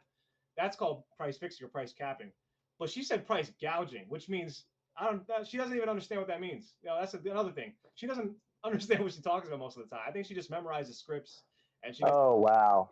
Honestly, wow, you're really gonna pull that one. Now you're sounding like Trump. She's not smart enough to understand what gouging is. No, because she said gouging. Like you haven't even said her name right once this time. You're gonna call her dumb and doesn't know what gouging is. You think price fixing? She said price gouging. There's a bigger difference there. So stop. Now you're jumping. I'm asking you why the hell you think it's okay for you to say she's too stupid to understand what price gouging is. That's what you just said. Now you're sounding like Trump. I think this is why Trump is not a good person. You've gotten to the point where we're actually talking about her intelligence like she's stupid and doesn't understand a simple word. This is a highly educated woman. This is a woman that has been an attorney general. She has been a district attorney. She has been a congresswoman and the vice president of the United States. I'm not saying you're seriously going to say she's stupid and doesn't understand gouging. I'm saying that is the most Trumpian argument I've heard out of you so far today, Elijah. I'm pretty sure she doesn't understand how economics works. I was just trying to explain how Keynesians say you need inflation. I think she's a Keynesian as well, but she just says whatever talking point that she's going to be told to say or whatever's popular. Really, talking point. Well, remember in the beginning, have you actually looked at Trump's agenda and his policy platform? Well, hold on. Remember, she used to have. No. You said talking points. I really want to do this right here, right now. How many pages do you think Trump's platform on his website is? I'm sorry. The last part. His platform, like his actual platform, his policies, his everything. It is nothing but talking points. It's 13 pages. Kamala Harris's 80 pages. She goes into detail. about what she's The thing talking is, about. that's the issue. He has nothing but talking points. Okay, but I don't think 13 of the 16 pages, he actually has things on it, and it's just repeating the same thing over and over. No description, no trying to say how it works. He just flat out has nothing but talking points. And then he calls it the weave. Oh, I'm going to talk point, talk point, talk point, talk point. And I made a point, and smart people understand me. That's all he does. Okay, he has nothing but talking points. If you go to Agenda 47, you can download the PDF from the page. He'll explain. I have the Agenda 47 in Pocket 2025. It is. I'll agree. I read it. It is a little vague, but it's following his 200 plus executive orders and the bills that he's co-signed. That's what I'm trying to explain to you. His policy, literal policy, is not that much different from Biden or Obama's policy. So that's what I'm trying to. It really nailed it. It really is. And I don't know how you don't see that. Easy. Both have real estate donors. Both are going to increase the price for housing. No, you're back to the donors thing. All those donors that you want to shit talk are no better than Trump. Almost at least better than all the donors and Trump as a human being. Okay, so I understand. So here's what Trump has a leg up with. He's unpredictable. That's what gives him the leg up. People like that is not a leg up. Oh yeah. When you're keeping the American people on their toes because they don't know what the hell is going to happen, that is not having a leg up. And the reason for that is because he can. No, my God. So let's cause stress and anxiety all over our people and destroy their mental health just so Trump can have his way. What do you mean? Because that's all he wants is his way. What do you mean mental health? When you're causing that much stress and anxiety from us not knowing what mental issue our president is going to have the next day, we don't know what he's going to say. He could come at us and say something like, Cafete, or he could come out and say something as stupid like he did yesterday and start jacking off a microphone. Well, I'm trying to deep-throated it. No, I'm trying to explain to you that. How is that okay for a president? Okay. You want us to actually think that he's a good guy and he's out there doing these things. He's mentally unstable and going to just be a freak out there. This is a great time to explain to you his version. He uses propaganda, right? We could agree. This is a good time to explain how he uses propaganda versus how she uses propaganda. And so it's really important. Oh, do you hear me? Hello? Yeah, I hear you. Okay, sorry. The screen went black. That was scary. All right. Everything's good over here. It might have not moved the mouse or something. So this is a good pivot. I think we should, not a pivot, but I want to explain how he uses propaganda, which is like, we're going to end this. This person's dumb. He's very blunt. And people agree with that more than when Kamala had a populist campaign in the beginning where she was like, yeah, I'm going to cap financial institutions from not being able to buy such expensive luxury housing or real estate. And that was popular. She went up, I think, 15 points compared to what he was at in the beginning when she started running. I think he went up 15 points because she talked like a decent human being and he just sounds like a jackass most of the time. She went up 15 and then lost it.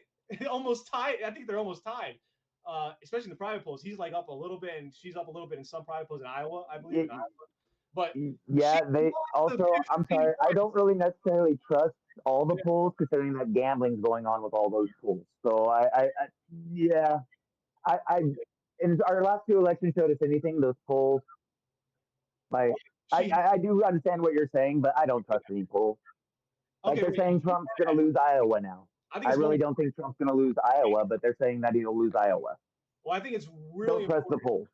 No, we can get into like how the election's going to turn out if you want, but I think it's really important to stress she had an economic populist campaign, and then she switched and started bringing Cheney, saying, "Oh, we got to help fund Israel. Oh, I actually want to have the war in Ukraine continue." Like she just went total neocon, total. I don't think she switched. I just think the subjects of the media switched. That's what I'm trying to explain to you. She lost so much support from not just progressives, but from independents. So she has to make it up by going like, "Oh, Trump's fascist, Hitler, blah blah." And again, I think that's all nonsense. Like James Mattis, all these douchebags. Trump admits he's fascist and Hitler every day when he talks. No, okay, we can go through some of that as well. Like the whole blood comment is not connected to, like the Volksgemeinschaft or Lebensraum that Hitler was promoting. So did you hear him talking about the horse race theory today? European racist socialism is not connected to. You heard his comment about the horse race theory today. Okay, that's not connected to like billionaire liberal propaganda. That's what I'm trying to explain to you. It's not connected to that at all. Right, but I'm asking a question. Did you hear his comments about the horse race theory today? what he was saying. The comments about He talked about the poisoning of the blood and many other things, but yeah, he made comments about the horse race theory. I have to Do debunk you that. agree with the horse race theory?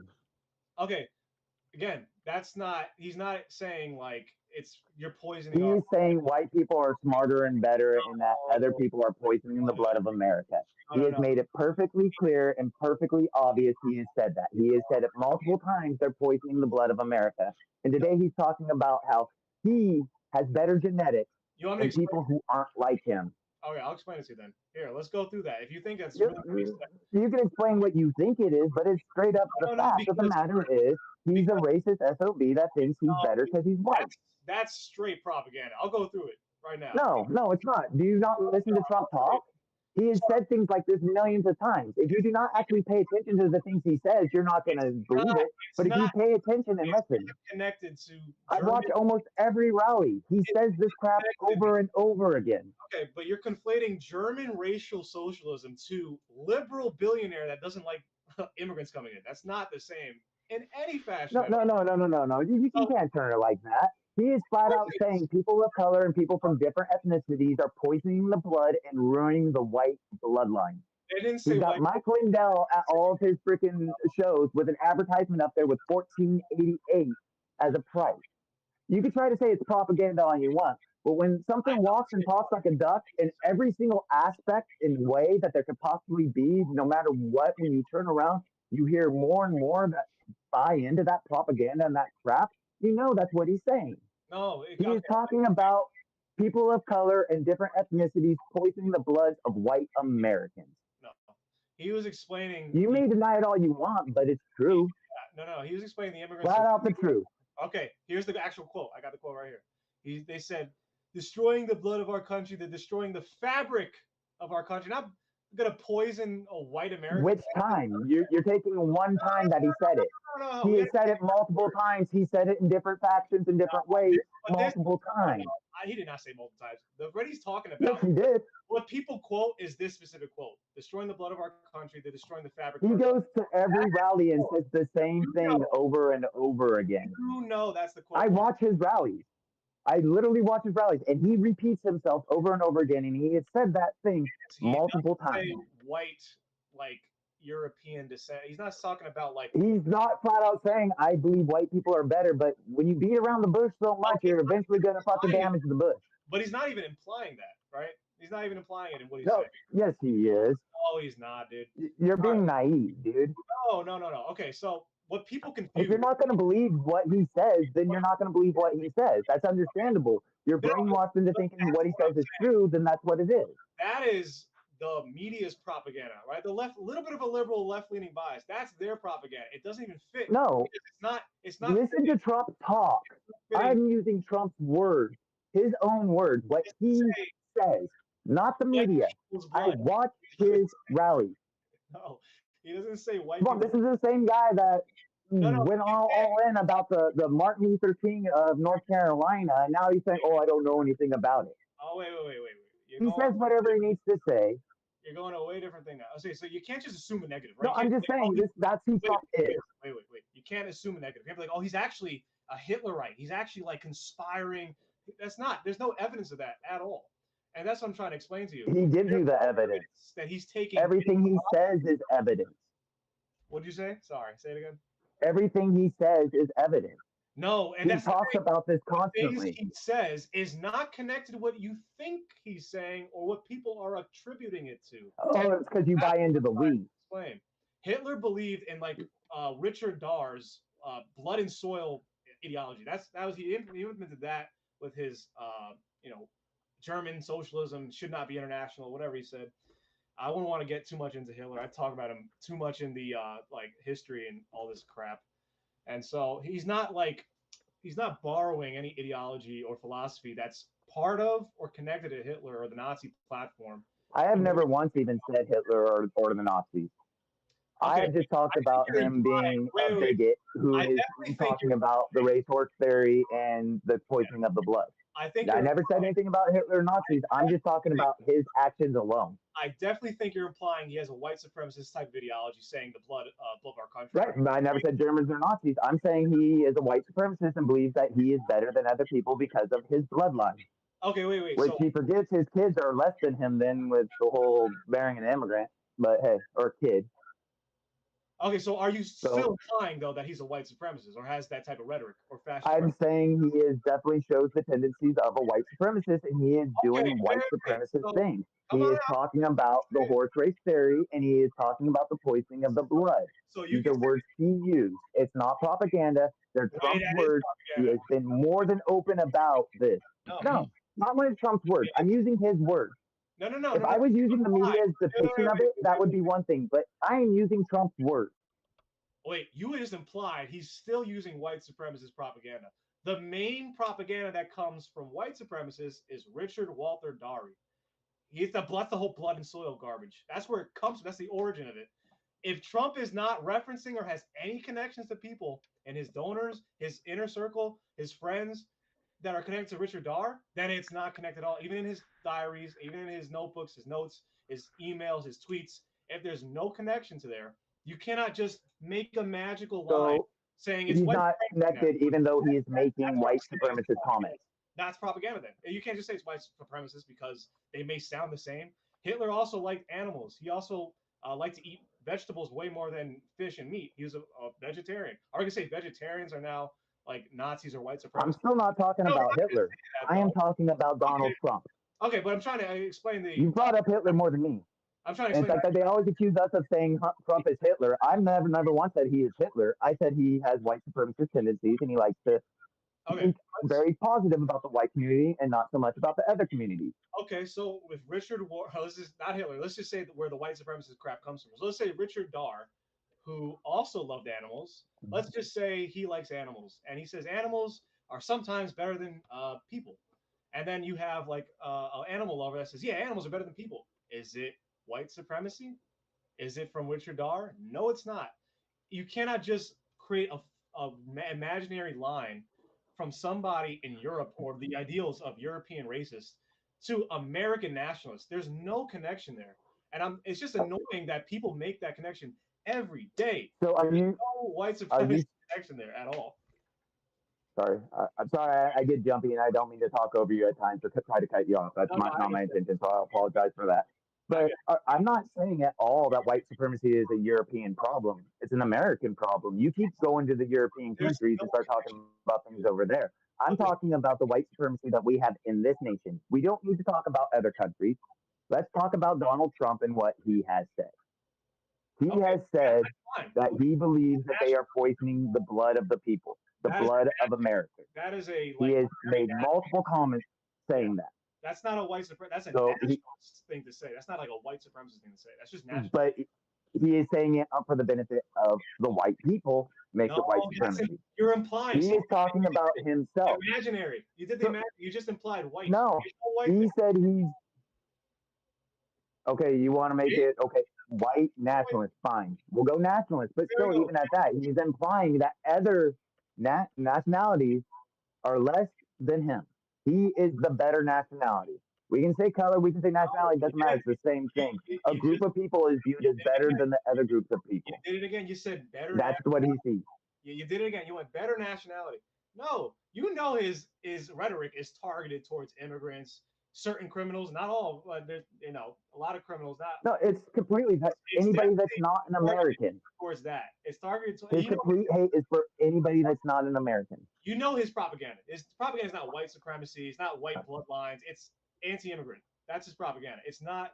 No, his propaganda is let's borderline all these things as much as possible and get people to talk about how we are, but we aren't bigots. He borderlines it well. He is not a dumb man. I will give him that. He is smart about the way he does things. He will borderline something with his weed and try to touch on a subject without flat out saying the bigoted thing.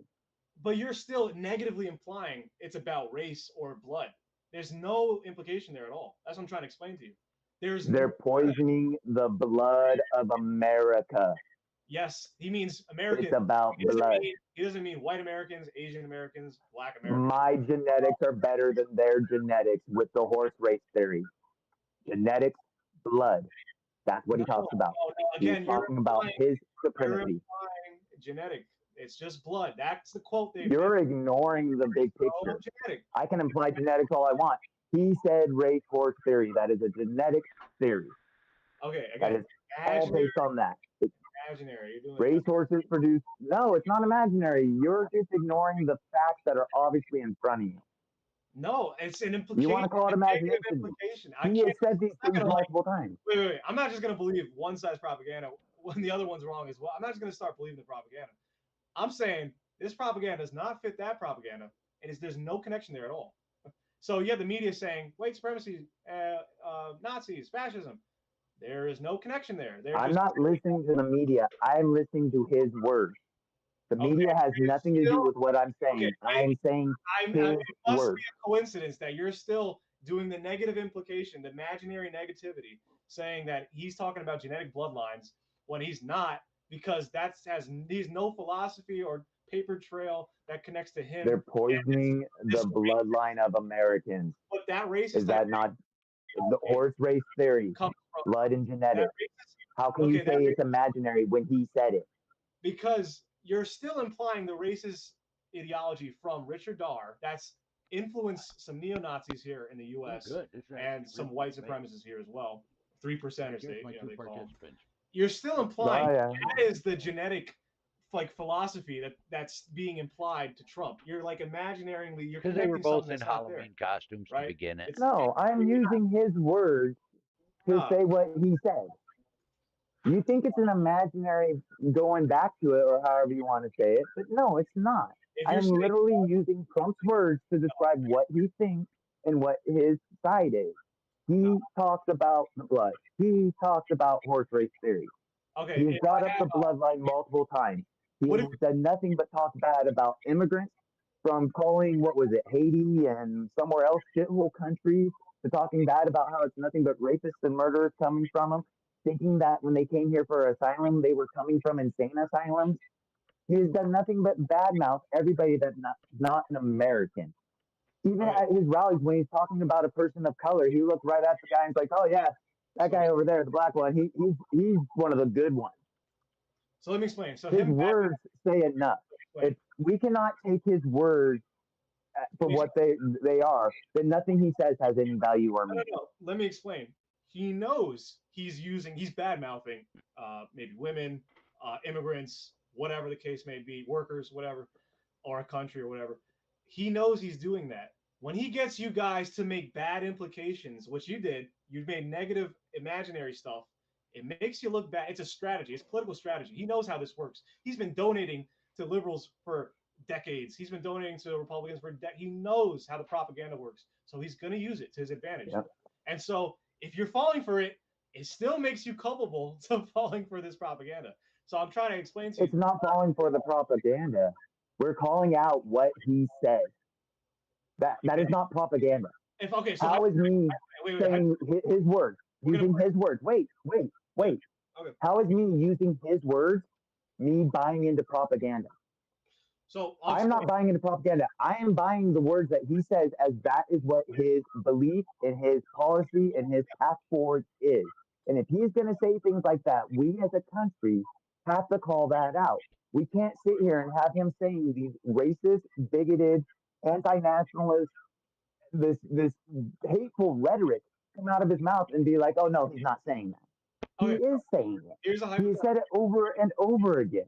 We're gonna see if you're gonna be honest with the implications here.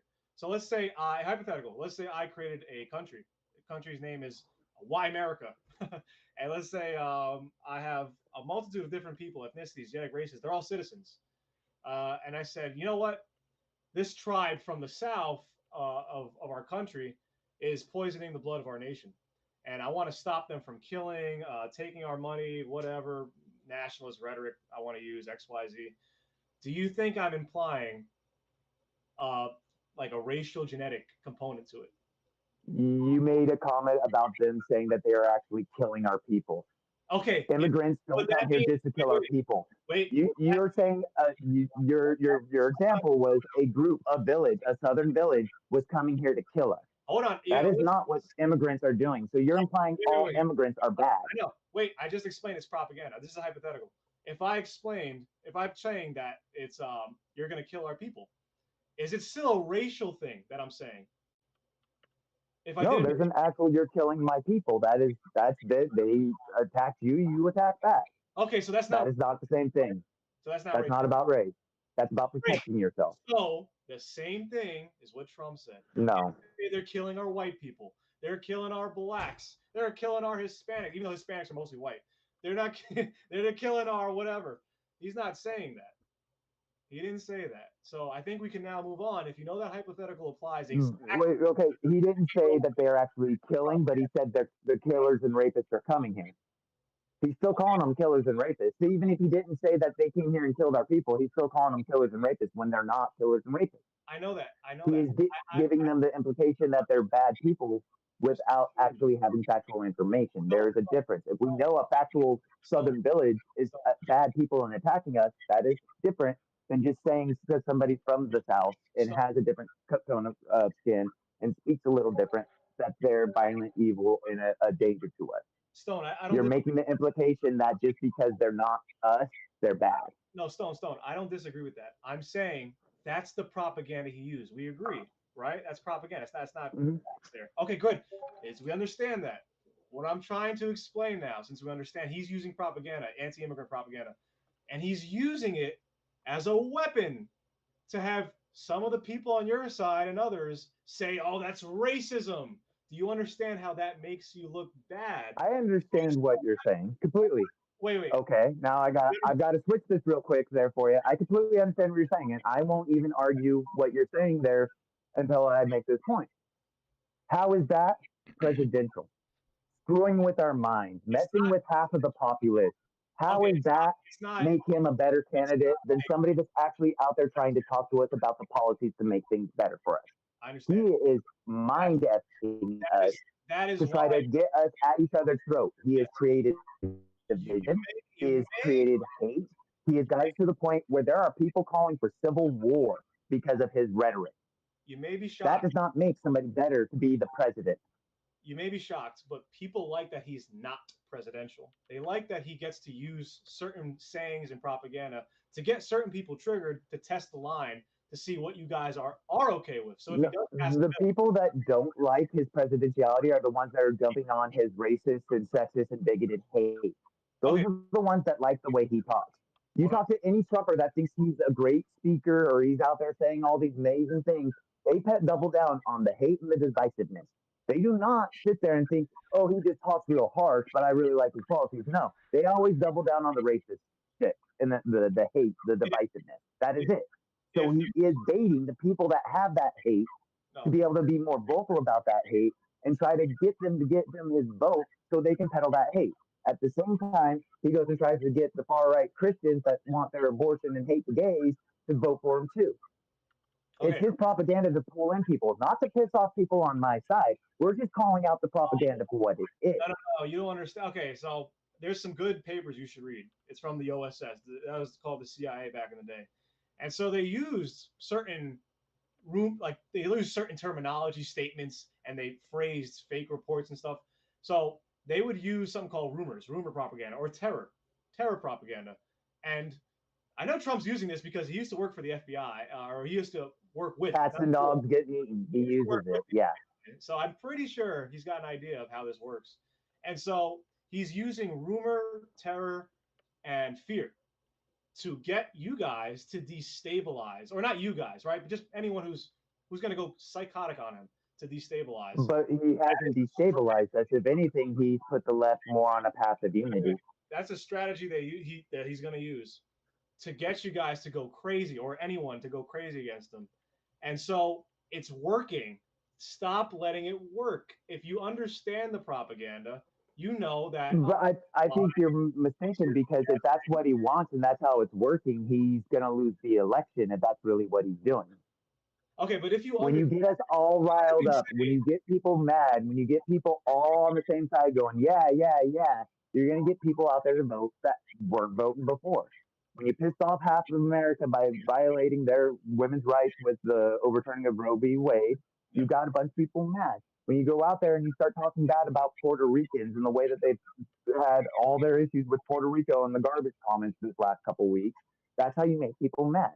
All of his stuff, if that was truly his plan, what he was trying to do was get the propaganda going to try to win this election, it is blowing up in his face.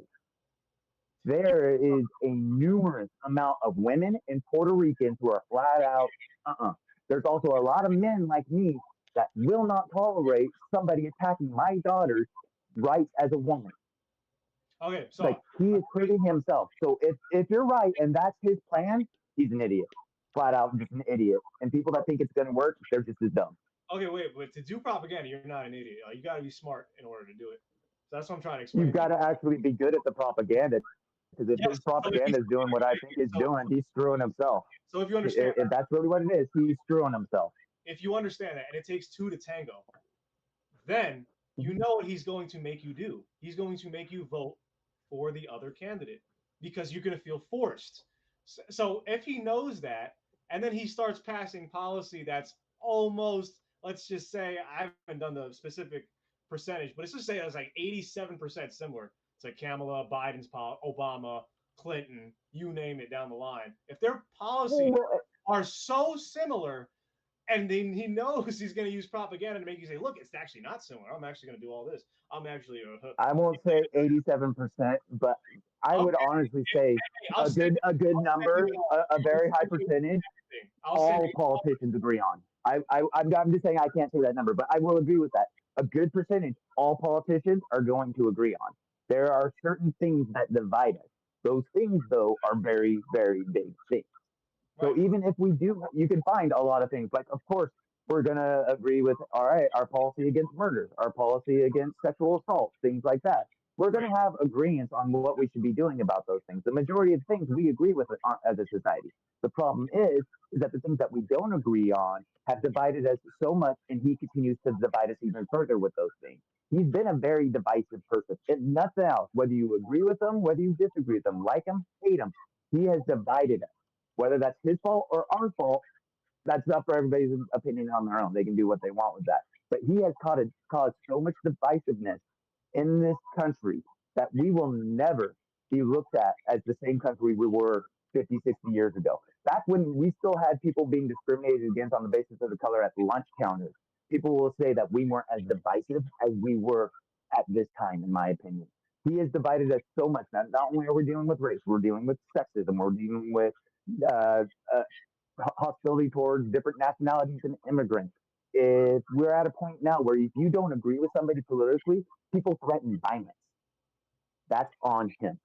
Right. He caused that. Great. So we got to the point of where I wanted to get to. So the reason he has that leg up is because there's still, I think, 63 or 4% of the populace still has an anti-establishment push. They don't like, you may not agree, but they don't really like the policies with Obamacare. They don't like the housing policy. They don't like the foreign policy. And that's a thing that Trump is having a leg up in. He's saying, I know what you don't like. I'm going to talk against it. I think. And that's going to give him the support. But if you have... I don't think they're correct in that one, but okay. Hold on. If you have Kamala going just totally anti whatever he's saying in rhetoric and policy, and then sometimes steals a little like, oh, no tax on tips, or whatever other bullshit she stole, or she says the same crap. It's like, wait a minute, you're hopping on. She didn't even say the same crap. She's just like, yeah, I can agree with that. She just agreed with him. She didn't say she was going to do it. And the fact that he's even saying that he's going to do it, that's just a ploy to try to get servers to vote for him. Yeah. And it's just like, and honestly, no tax on tips. Wait. I am a person who lives off the tips. That would screw people. But go ahead. Sorry. I don't want to jump subject. Sorry. I was about to really go off on that one. I'm a tips employee, so I know how that goes. I know. I'm going to explain to you. So it's not the difference. It's he's building on the anti-establishment rhetoric, the populist rhetoric that I think a good amount of the base of just Americans, not left or right, still support. There's like 60, maybe 70% now who do not trust U.S. institutions, who do not trust the establishment. He's going to get the independents who are in that circle over to his side. And so he understands that. So he's going to use that to his advantage. Now, there's a couple of instances where he actually went against the establishment, like cutting the funding for the FSA that was giving weapons to ISIS. Boom, he got support there. He didn't get support from Mattis, from Cheney, from all these other schmucks that are against him now. So it gives him credibility. It gives him points. Again, releasing JFK files. He released some good stuff on the mafia's involvement. I'm not going to say it here because I don't want to get the channel in trouble, but he definitely released some good info. So did Biden, but not as good as Trump's. Trump released way better info on the JFK assassination. So Biden only released stuff about Joe Campisi. But I don't really think the majority of people really care about that. That's what I'm saying. I do think people care about the Kennedy issue, but I don't think they care that he was the one that released it and not somebody before him. I just think at a certain time it was going to get released. He happened to be the one. So I don't think a lot of people will give him the credit on that one. So I don't think it's going to sway independent voters. Well, he's also said, even if you're right, you may be right, and I may be wrong on that, but I don't think that's a swaying item. I don't think he's going to swing people just on that. Yeah, you got to understand. He was not implied. He actually straight up said the CIA told me not to release certain information. What information was that? Now, if you're a JFK researcher like me, CIA also probably told him not to take documents to his home. That's what I'm trying to explain to you. I know exactly what they're saying they will want released. And the fact that he said that, then his second statement was, oh, I'm not releasing it because it would change foreign policy. What does that mean? That's a very interesting statement if you're a JFK researcher. So, but if you pay attention to Trump, when he makes comments and statements like that, it's always just a ploy. Hold on. Like, honestly, as many times as he said something, like 90% of it's not even factual. A lot of people say it's not factual. Like him talking about going down in a helicopter with Kamala Harris's ex. Wait. It wasn't even the right guy. He says a lot of things. He'll take somebody will say, oh, something about, oh, you shouldn't do that, but you can if you want. Oh, they told me not to do it. They told me not to do it, but I'm going to do it anyway. They're like, oh, we don't agree with it, but go ahead. Yeah. It could have been anything that simple, and he blows it up. Exactly. People like so it. I don't believe any of that. No, but he was legitimate there. I know what he's talking about. He's not going to say it. He's going to get shot. Like, if they kill John F. Kennedy, they'll kill him. All right? They already tried to have there's like one assassination attempt, two almost attempts. They'd kill him. I think we're going way off into a conspiracy theory situation instead of talking about who's better for the country there. No, but that is. I understand you're a big JFK guy. I know that, and I liked what you had researched on that. I was with you on that, but I think we're going too far away from who's better for the country. But speaking of that conspiracy, what's good for the country? If the country doesn't like the establishment and he's going against it by releasing certain files, he promised to release more JFK files. She hasn't. That gives him the leg up. He's promised to release 9/11 files. She hasn't. That gives him the leg up. She also has, again, this is hilarious. One of her donors is married to Adnan Khashoggi's, I think, daughter. And so Khashoggi started the Safari Club. The Safari Club helped the 9/11 hijackers. So again, it looks like all the crime and establishment's going to her. This is all internet research. Like, it's very open. You just look at a Forbes list and just do an expose on each billionaire that supports Trump or Harris. And so you have. But you're still making the implication that their support for her means she's a bad person. You understand? So the establishment backing her massively, saying, "Look, she got $1 billion. He didn't get his money." The establishment backs him too, though. Then I'm saying you're seeing it as that it's all going towards her. They're both backed by the establishment. But that hurts her more. He is filthy rich. He's part of the establishment. Say again. Sorry. He's filthy rich. He is part of the establishment. He has pull. He has say. I agree. In some aspects, he definitely is. So he's not fighting against what he is part of. Wait. He's not. Not all the time. So Obama funded the cartels through Operation what was it called? Fast and Furious. You can look that up. Mm-hmm. I know that one. And then he also funded the Syrian, the FSA that was funding ISIS. Well, he's claiming we're fighting ISIS. Dude, that is by the books. Iran-Contra. That is by the books. Still doesn't say that Trump is better than Kamala. I think you're getting away from that idea is what I'm trying to get to. But if they're causing a national security, if our own government and their donors are causing a national security crisis and they're backing the woman that's not going to do much against that issue, but the guy who keeps calling against it and actually has put policy to stop when the country are anti-establishment, and they can look this stuff up. he's going to get more support from the people. She is not. That hurts her a lot when she's doesn't take that anti-establishment populism with her, which she kind of did in the She's beginning. going to get the support from a small populace. It's going to be a small populace that supports him over that. When you have people that are really going to be backing her. No. Did you see when you look at the other issues, a very small populace are going to choose him over her with what you're talking about. When you look at real issues like abortion rights, I'm sorry, I think the day that Roe v. Wade was overturned, he screwed his next chance of becoming president. The amount of people that are going to be voting against him just on that basis is a hell of a lot more than anybody on something with what you're talking about. No, you're right. The populace does like abortion. There's like 70%, I think, also support that in the Gallup poll. So Gallup poll is anti-establishment, 70%. Gallup poll is also 70% pro-abortion, pro-choice. So it hurts him there as well. It only gains her for her a certain demographic. Let's be honest here, for women. It's only going to gain her some support for women. It's not going to gain. He's not going to. He's going to get. Okay. Are you pro-life or pro-choice? Towards anti-establishment. Like, but then when you go, are you pro-life or pro-choice? Like, if you don't want to answer, that's fine. If you're kind of in the middle, I understand that. Yeah. But if you're not a pro-choice person, I don't think you realize how many pro-choice people, whether they're male or female, absolutely despise this decision. No, absolutely despise the fact that the government would stay in there. People that I speak to men all the time that are so sick of other men trying to be up in the women in their lives' bodies. Especially me, I have a daughter. I have a wife. I have multiple nieces. I have a couple sister-in-laws.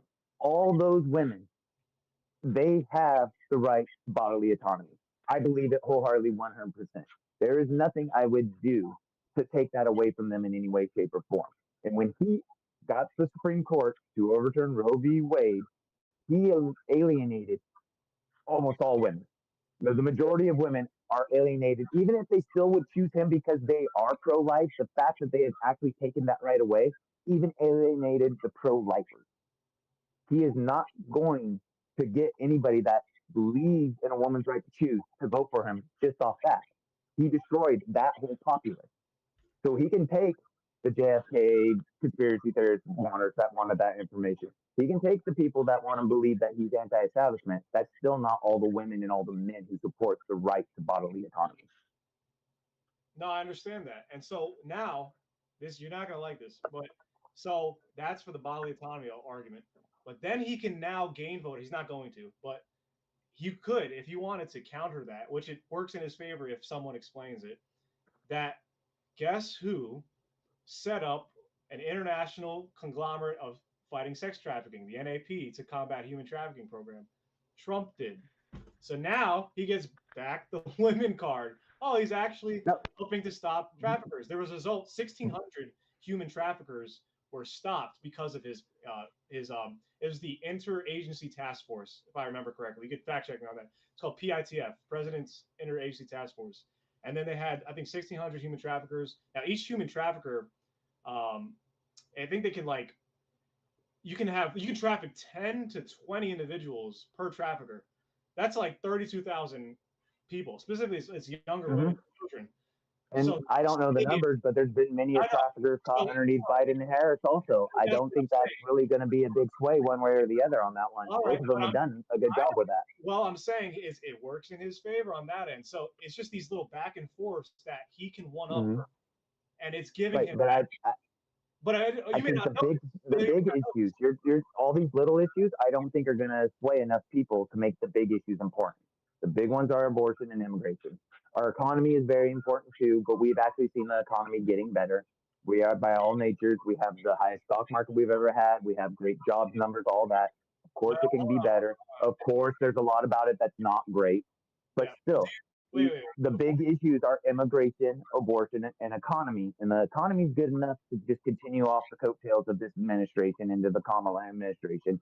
And she supports a woman's right to choose what to do with her body. And she supports protecting our borders and finding a way to grant asylum to people that truly need it here in this country. All those things are going to counteract any of that for Trump. It makes her the better option, the more viable option, the one that actually does more for more people in America. Hold on. So there's a lot of Keynesian economists that say, oh, she did great in the GDP. She did great here and there. That doesn't help her. I'll tell you why. People know the GDP is pretty rigged with their numbers because it stands for growth in domestic production. If you look at the largest factor of the GDP, it's the consumer index. So it's the consumption index, not consumer, consumption index. Right. And the consumption index, for some reason, has mostly housing and healthcare. Now, if you can point to each specific policy of who caused the housing bubble, Obama bailing out bankers that should have never got bailed out. And she has him campaigning on her campaign, pretty much talking down to black men, saying he's the reason you're not supporting me. You know how he did. It doesn't help her. She's harming herself. And so, just to get back to the economy, so the consumption index has shelter as most of the what it measures. So wood, right? A lot of wood per acre per bulk is measured into the prices that measure that index. And so the wood goes up in price when you have increased inflation, war, right? War causes certain prized oil to not get shipped to a certain area. Then you have the Jones Act, which a lot of Puerto Ricans complain about. I'm Puerto Rican, so I know it. They complain about the Jones Act, and you have them not getting rid of such acts or policies, or making housing worse by not focusing on the BLM, the Bureau of Land Management, or banning zoning laws when you could have done that. But then it all ties, and so these people saying the GDP went up. The GDP did not go up. The GDP, the growth in domestic products, went down. Just consumption went up, which is inflationary. We should know that by now. It's basic economics. So if consumption goes up under her administration, of course, we saw that 2021 and 2022 under Biden, where you had the CPI, consumer prices going up by 9.1, 5.1, but you had oil going up way more because of the war. You had oil going up by like, what was it? It was gasoline went up, I think 85%. Liquefied natural gas went up a lot as well. I don't know specific for liquefied natural. I think crude oil went up 52.33% in the time horizon. You also had diesel fuel going up 109%. I got all this stuff here if you want to check it out. No, those numbers sound right. I know those gas prices and fuel prices went way up. Right. But I also don't. I'm still a strong believer that you can't pin the gas prices on the president, whether it was Trump or Biden. There's so much more to it than the president. Due to the war, right? So the war prevented crude oil. The war, OPEC, the greediness of corporations, the faultiness of governments in the states, all those things affect the gas prices. Right. And so there's a lot more anti-war, right? Even in the Gallup polls, people don't like war. Mm-hmm. So if she's saying, I'm going to continue the Ukraine war, and then not even talking really much about the Israel war, because I've heard donors, but she's still saying she's going to continue the Ukraine war. Well, Trump is saying he's going to end the Ukraine war. But that's not factual what you said. He is talking about Israel. That's what he is talking about Israel. She is talking about Ukraine, and people like to say she's not making those discussions. She's not having these conversations with the media and stuff. She is. They're just not showing it. I've watched many of her statements about that stuff. Trust me, on Israel, they both have the worst. I'm not supporting on. Oh yeah. No. Honestly, the biggest thing with Biden and Kamala that I have an issue with is Israel. I will 100% say that everything over there, my biggest issue with them is the Israel conflict. Yep. It's like I feel that they have supported something that they should never have supported, and we are we're part of that. No, I agree. And so, and I don't agree with that. I think we're probably pretty much most people that have a decent view of life, I think, should see it that way. People put down this nice internet device. You can look anything up. It's just so helpful. And so, no, they sleep on it. And so, yeah. So if she's saying I'm going to continue the Ukraine war is the origin of where that oil and energy crisis happened. It hurts her. She has to. I don't know. Maybe she just doesn't understand or realize. But I don't necessarily think that's the whole energy or oil and energy crisis. We're producing more oil here than we ever have, ever. Sorry. We have corporate. I don't think that's the whole. Ukraine is not the whole oil issue. It's like, yes, it does affect it. No, it's a big part of it. Don't get me wrong. But we are producing more here than we ever have. We have so much oil production, energy production here in the United States. The CHIPS Act has added it to what we can produce from a green and alternative energy source. We have plenty of energy, yet our prices keep going up. That's from No, things so like I'll state explain. governments screwing over their states. That's things like corporations coming in and making bigger profits than they should. Record profits off these oil companies. We are here in the United States have so much oil to supply. We should not be paying the prices that we're paying, but corporate greed and capitalism once again is sucking that money right out of our pockets. Okay, so we have crude oil going up, and we can't refine. I don't know if you know this. We can't refine our domestic oil, even though we're producing more. We can only sell it to other countries, and if we can't give a lot of it to Ukraine or what we were trading with, which was Russia and China and the Middle East and um, South Africa, Africa, sometimes a lot of it definitely with Canada and South America as well. But if we're not able to trade, specifically because the Jones Act's in place when they had full responsibility to get rid of it, and then you have the crisis in Ukraine and Russia, the war that's happening, you have inflationary pressures caused due to the fact that we can't refine oil here. We have to buy refined oil from somewhere else, usually Canada, Mexico, or from Russia itself. And we get that refined oil and bring it back, which costs a lot more to bring it back. You have to spend more resources. It does cost more, but Right. why? If the amount that we're paying more, we're still creating a record profit industry. But I don't disagree. I think what we're disagreeing here is that war caused the Jones Act to get 7 times worse. Not just that, you have refineries, you can see it off the East Coast. They're just sitting there. There's oil just sitting there for months, and it just causes such disruptions because that Ukraine conflict. So it's giving Trump, right? And Trump is getting the support when he says, "I'm going to end the war in Ukraine." Zelensky's at fault. It gives him no one. Wait, I don't think he gives that many people to believe he's going to end that war. It definitely gives him the upper hand, saying, "I'm going to end the war in Ukraine, which will help oil prices." He said that, and it gives him the upper hand. That's giving him the advantage, and I think I believe him on there too because. But most people, I think, don't believe he can actually do that with just a phone call. That's the problem. It's like even though he says these things, he never offers an idea how to accomplish any of these things. He just says, "Oh, just take a phone call and it'll be done." He stated in his presidency he's going to sanction Russia, sanction Russia's. They had this give me 1 second. They had this. He did this in his presidency. He had this. He sanctioned Russia and their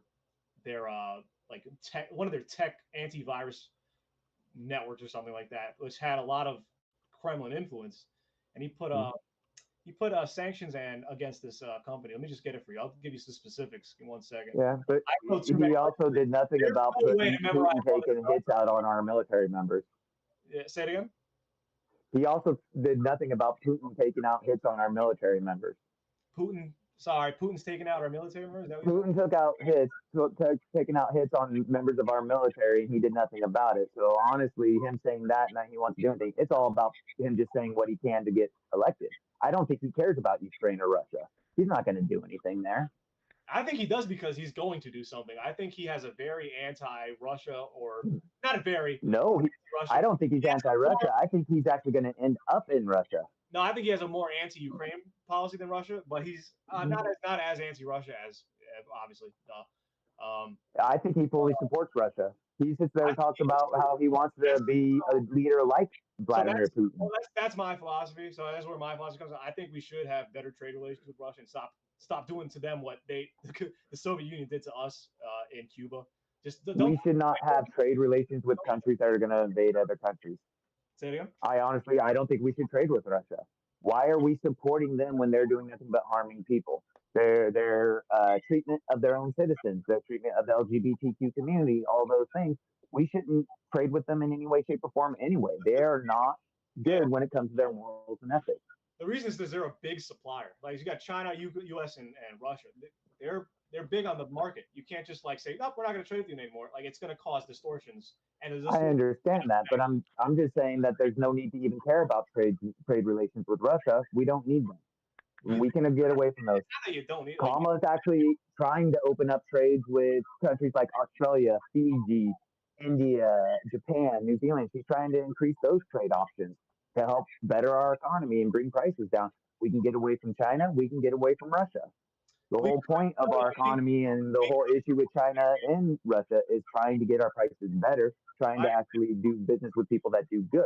I understand. We could definitely supply ourselves. We're not going to because if you speak to billionaires, speak to millionaire investors, they like extra regulation, compliance laws, taxes because they survive while their competitors get marketed out since they cannot survive hundreds of Right. thousands of regulated costs. If you speak to like Which is manufacturing, like if you speak to like factory or manufacturing lobbyists or billionaires or millionaires, they'll tell you there's $3 trillion we could use to increase production of goods and services, but we cannot because there's tax codes that have 50,000 certain rules that it costs us a ton for lawyers to get around, which is and ridiculous. both Kamala and Trump have called for a revision of the tax code. That's what I'm saying. Well, who's going to revise the They tax? always call for it. Every presidential candidate calls for it, and rarely does it happen.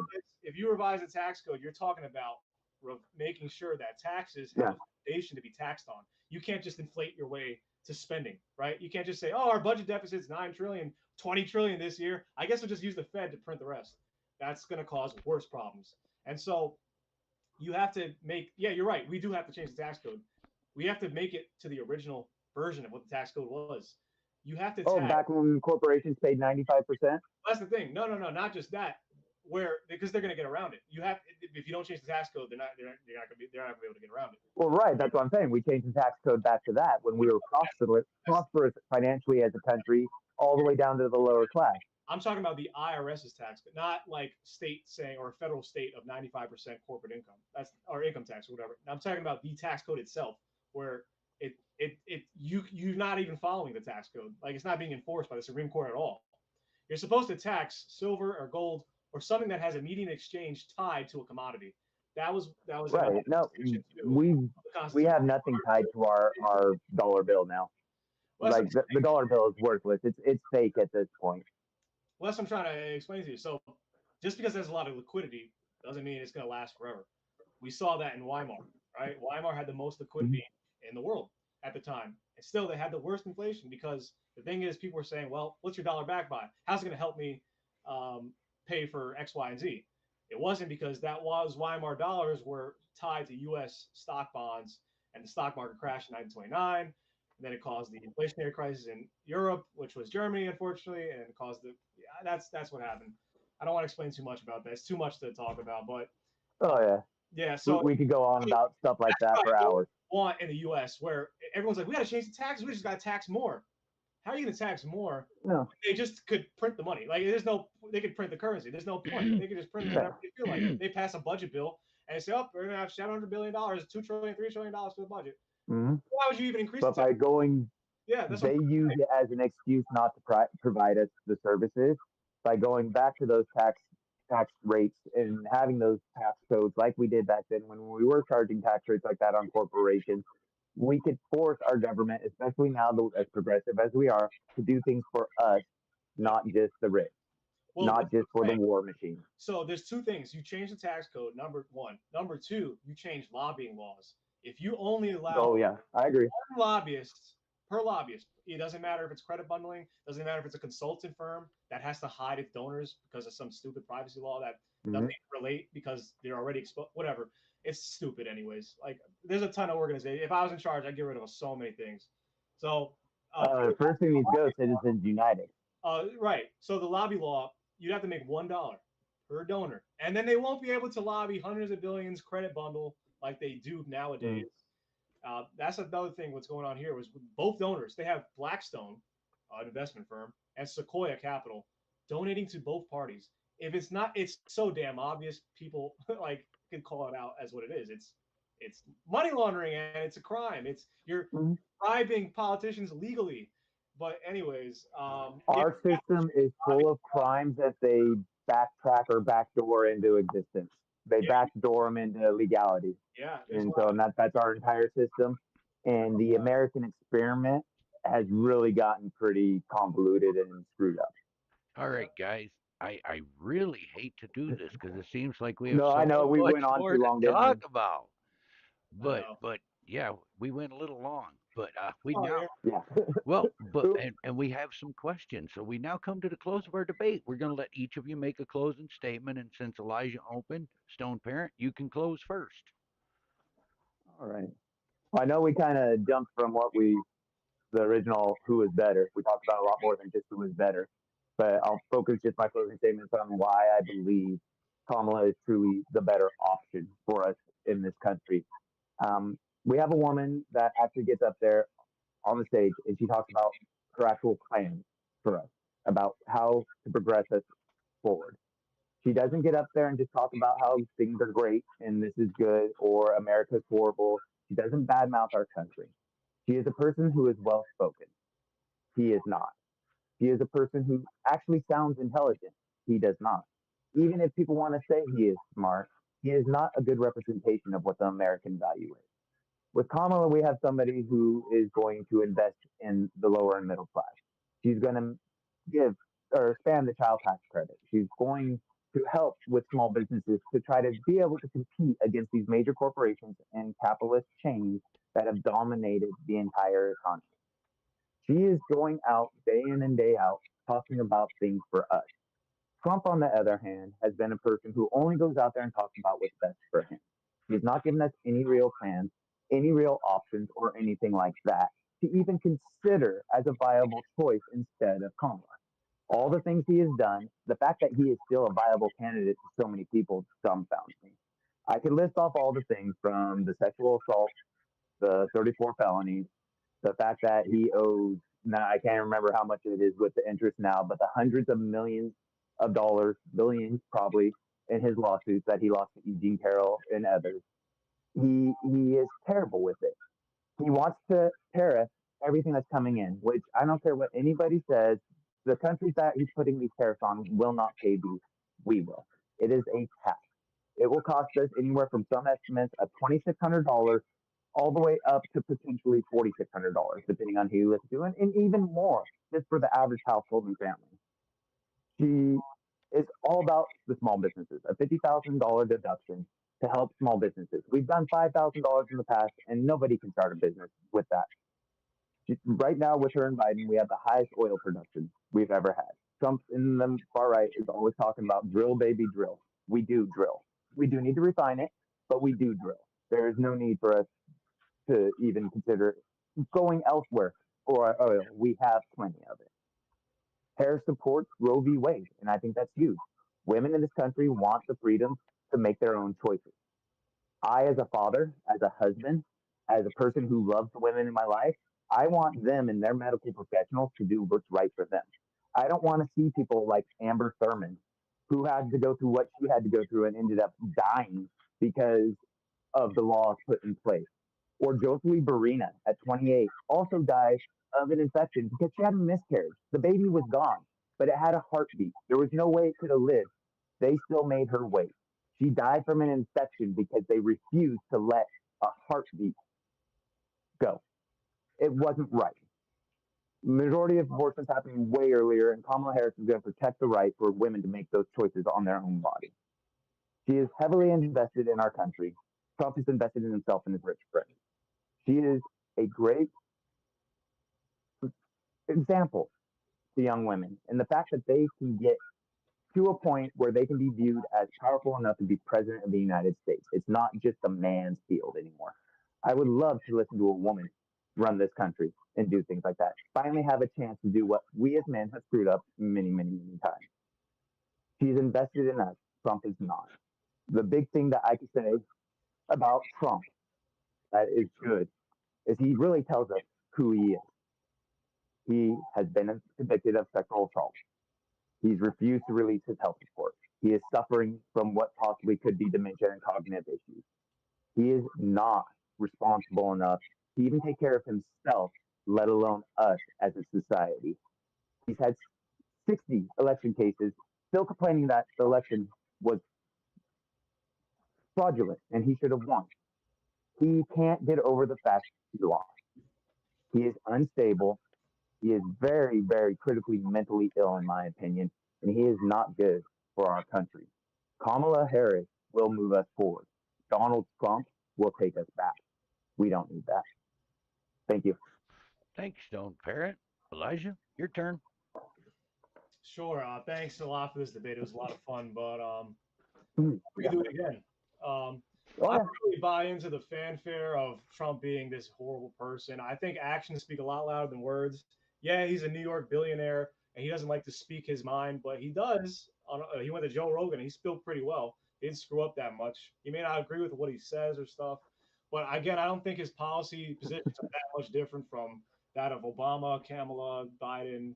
It's just I really don't see that much of a difference. Like, and then you have so many counters to some of the stuff that's been said about his character. Like, okay, he may not say this about somebody, but look what he did.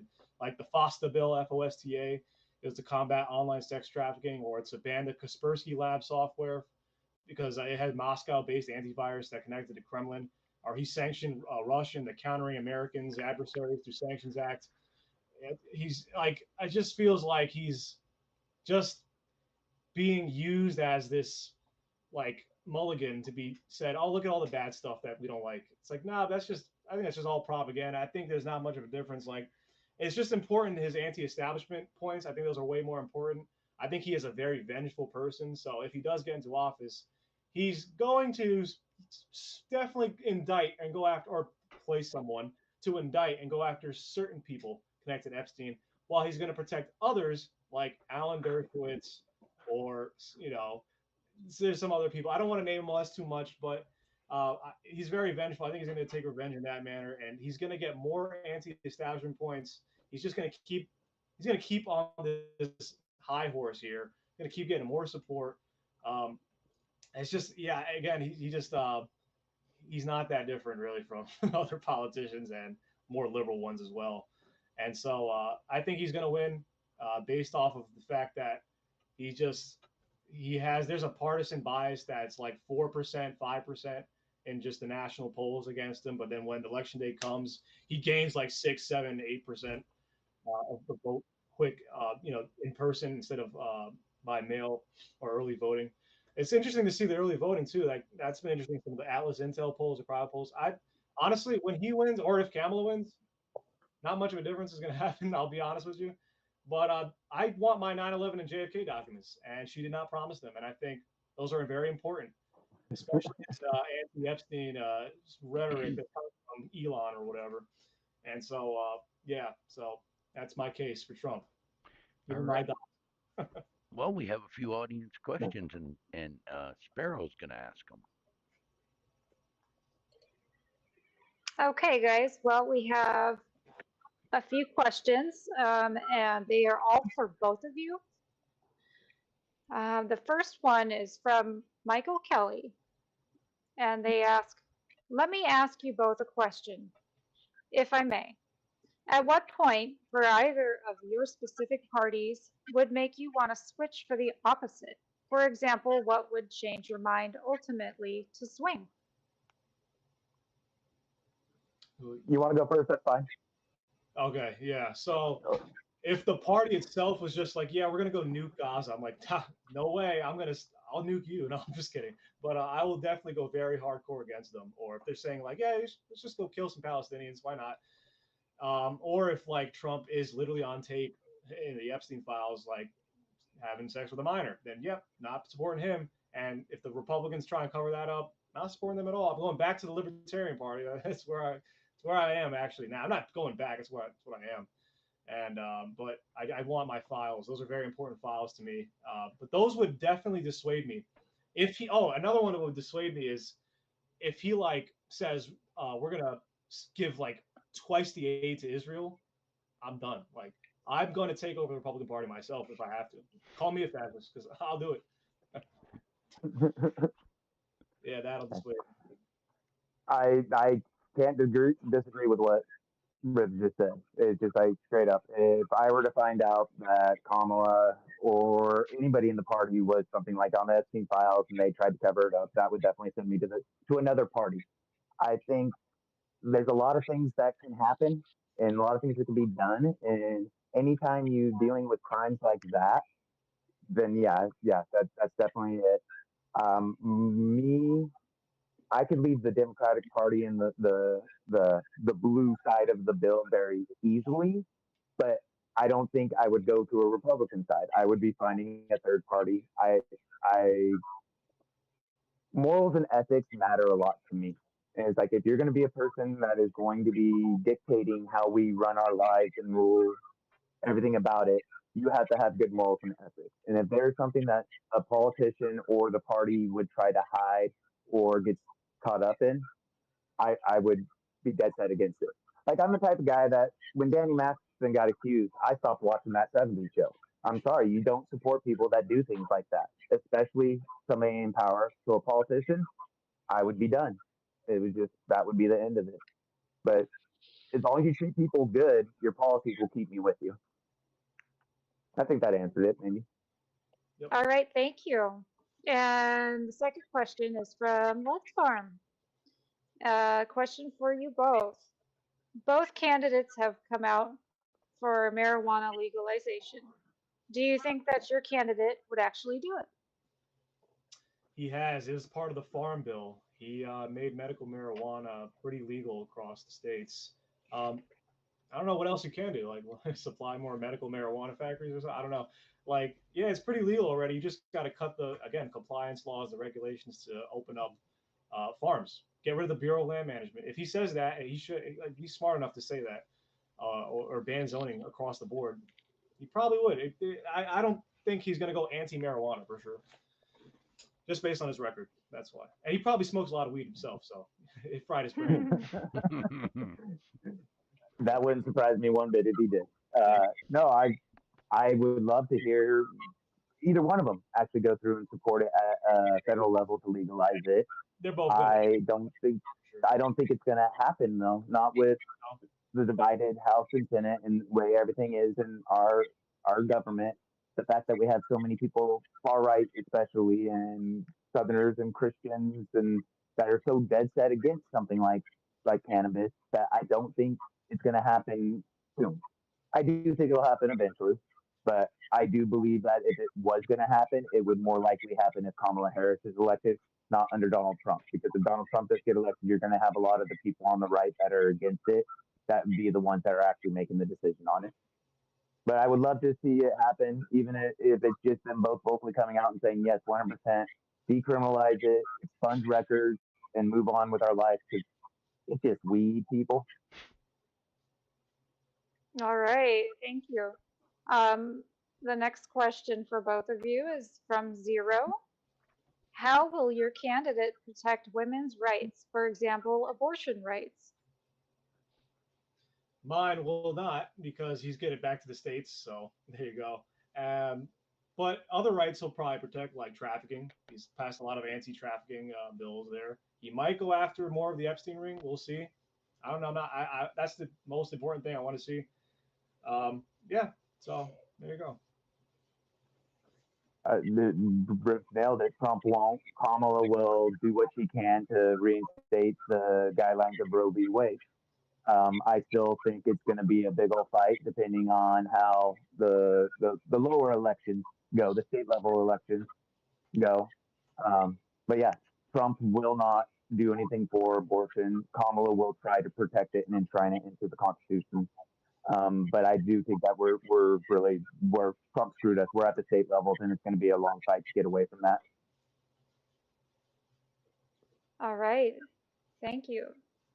And we have another question here from Let's Farm for both of you.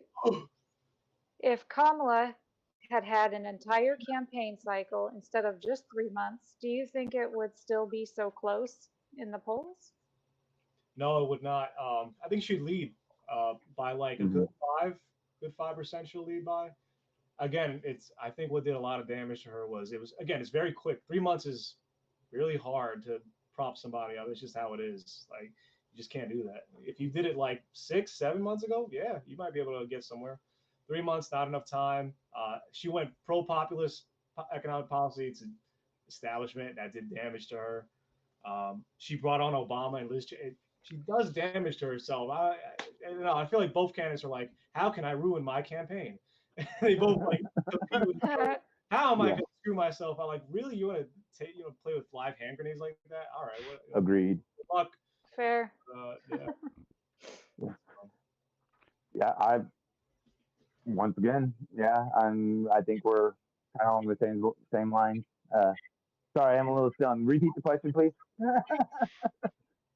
If it was if Kamala Harris had a Oh yeah, an yeah, yeah. Sorry. entire campaign cycle Right. instead of just 3 months. think yeah, I think she'd be a lot farther ahead. I think the one thing about it is her getting into this election cycle that really messed with Trump's head.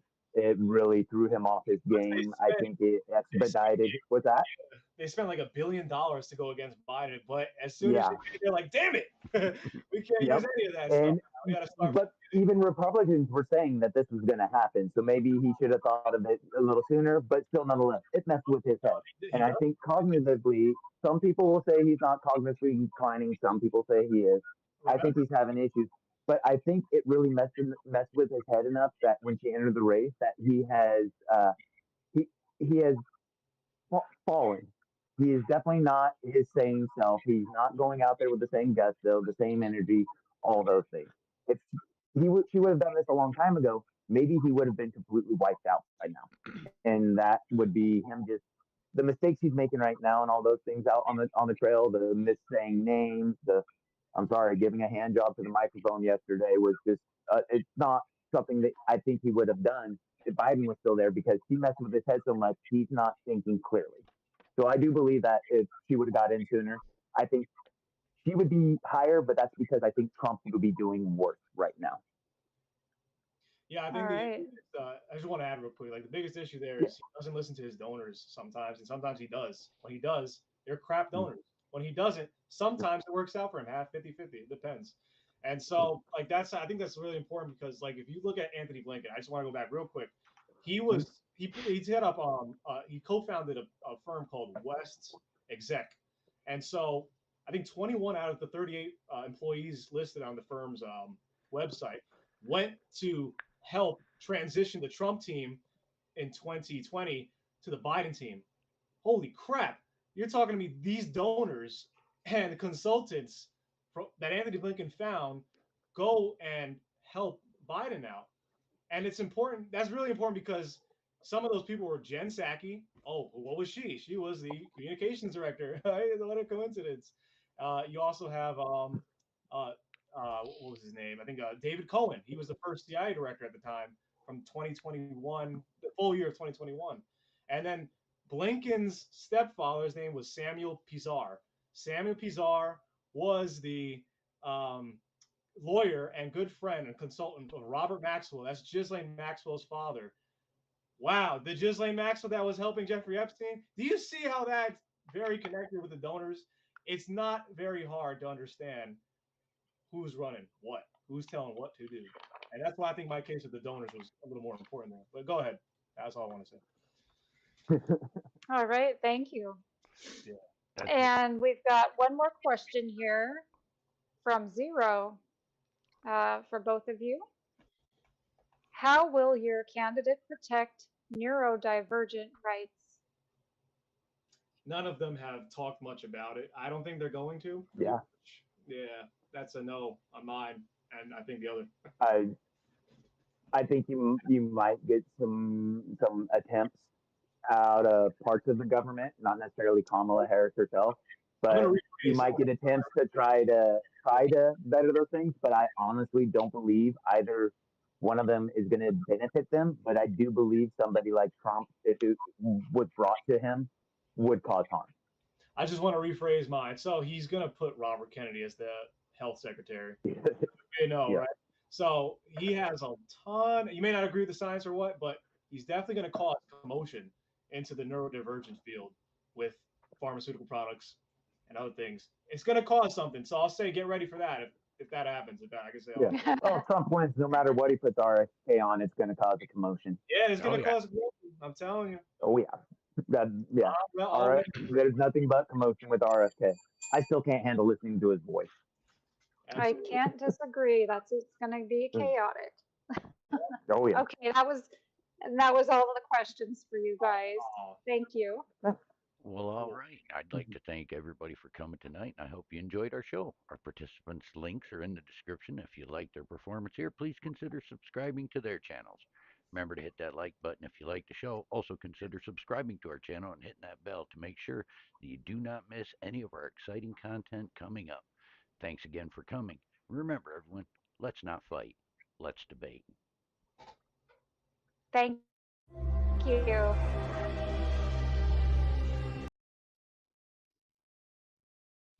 All right, we're all muted. So,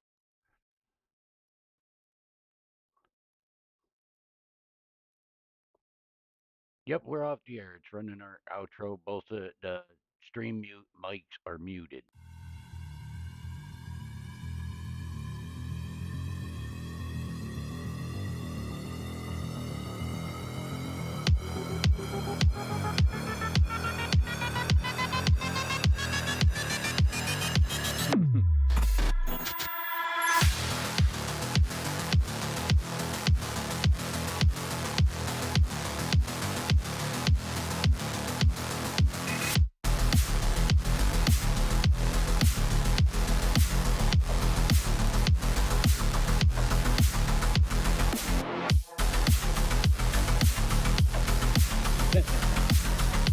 Wow, that was really awesome debate, guys.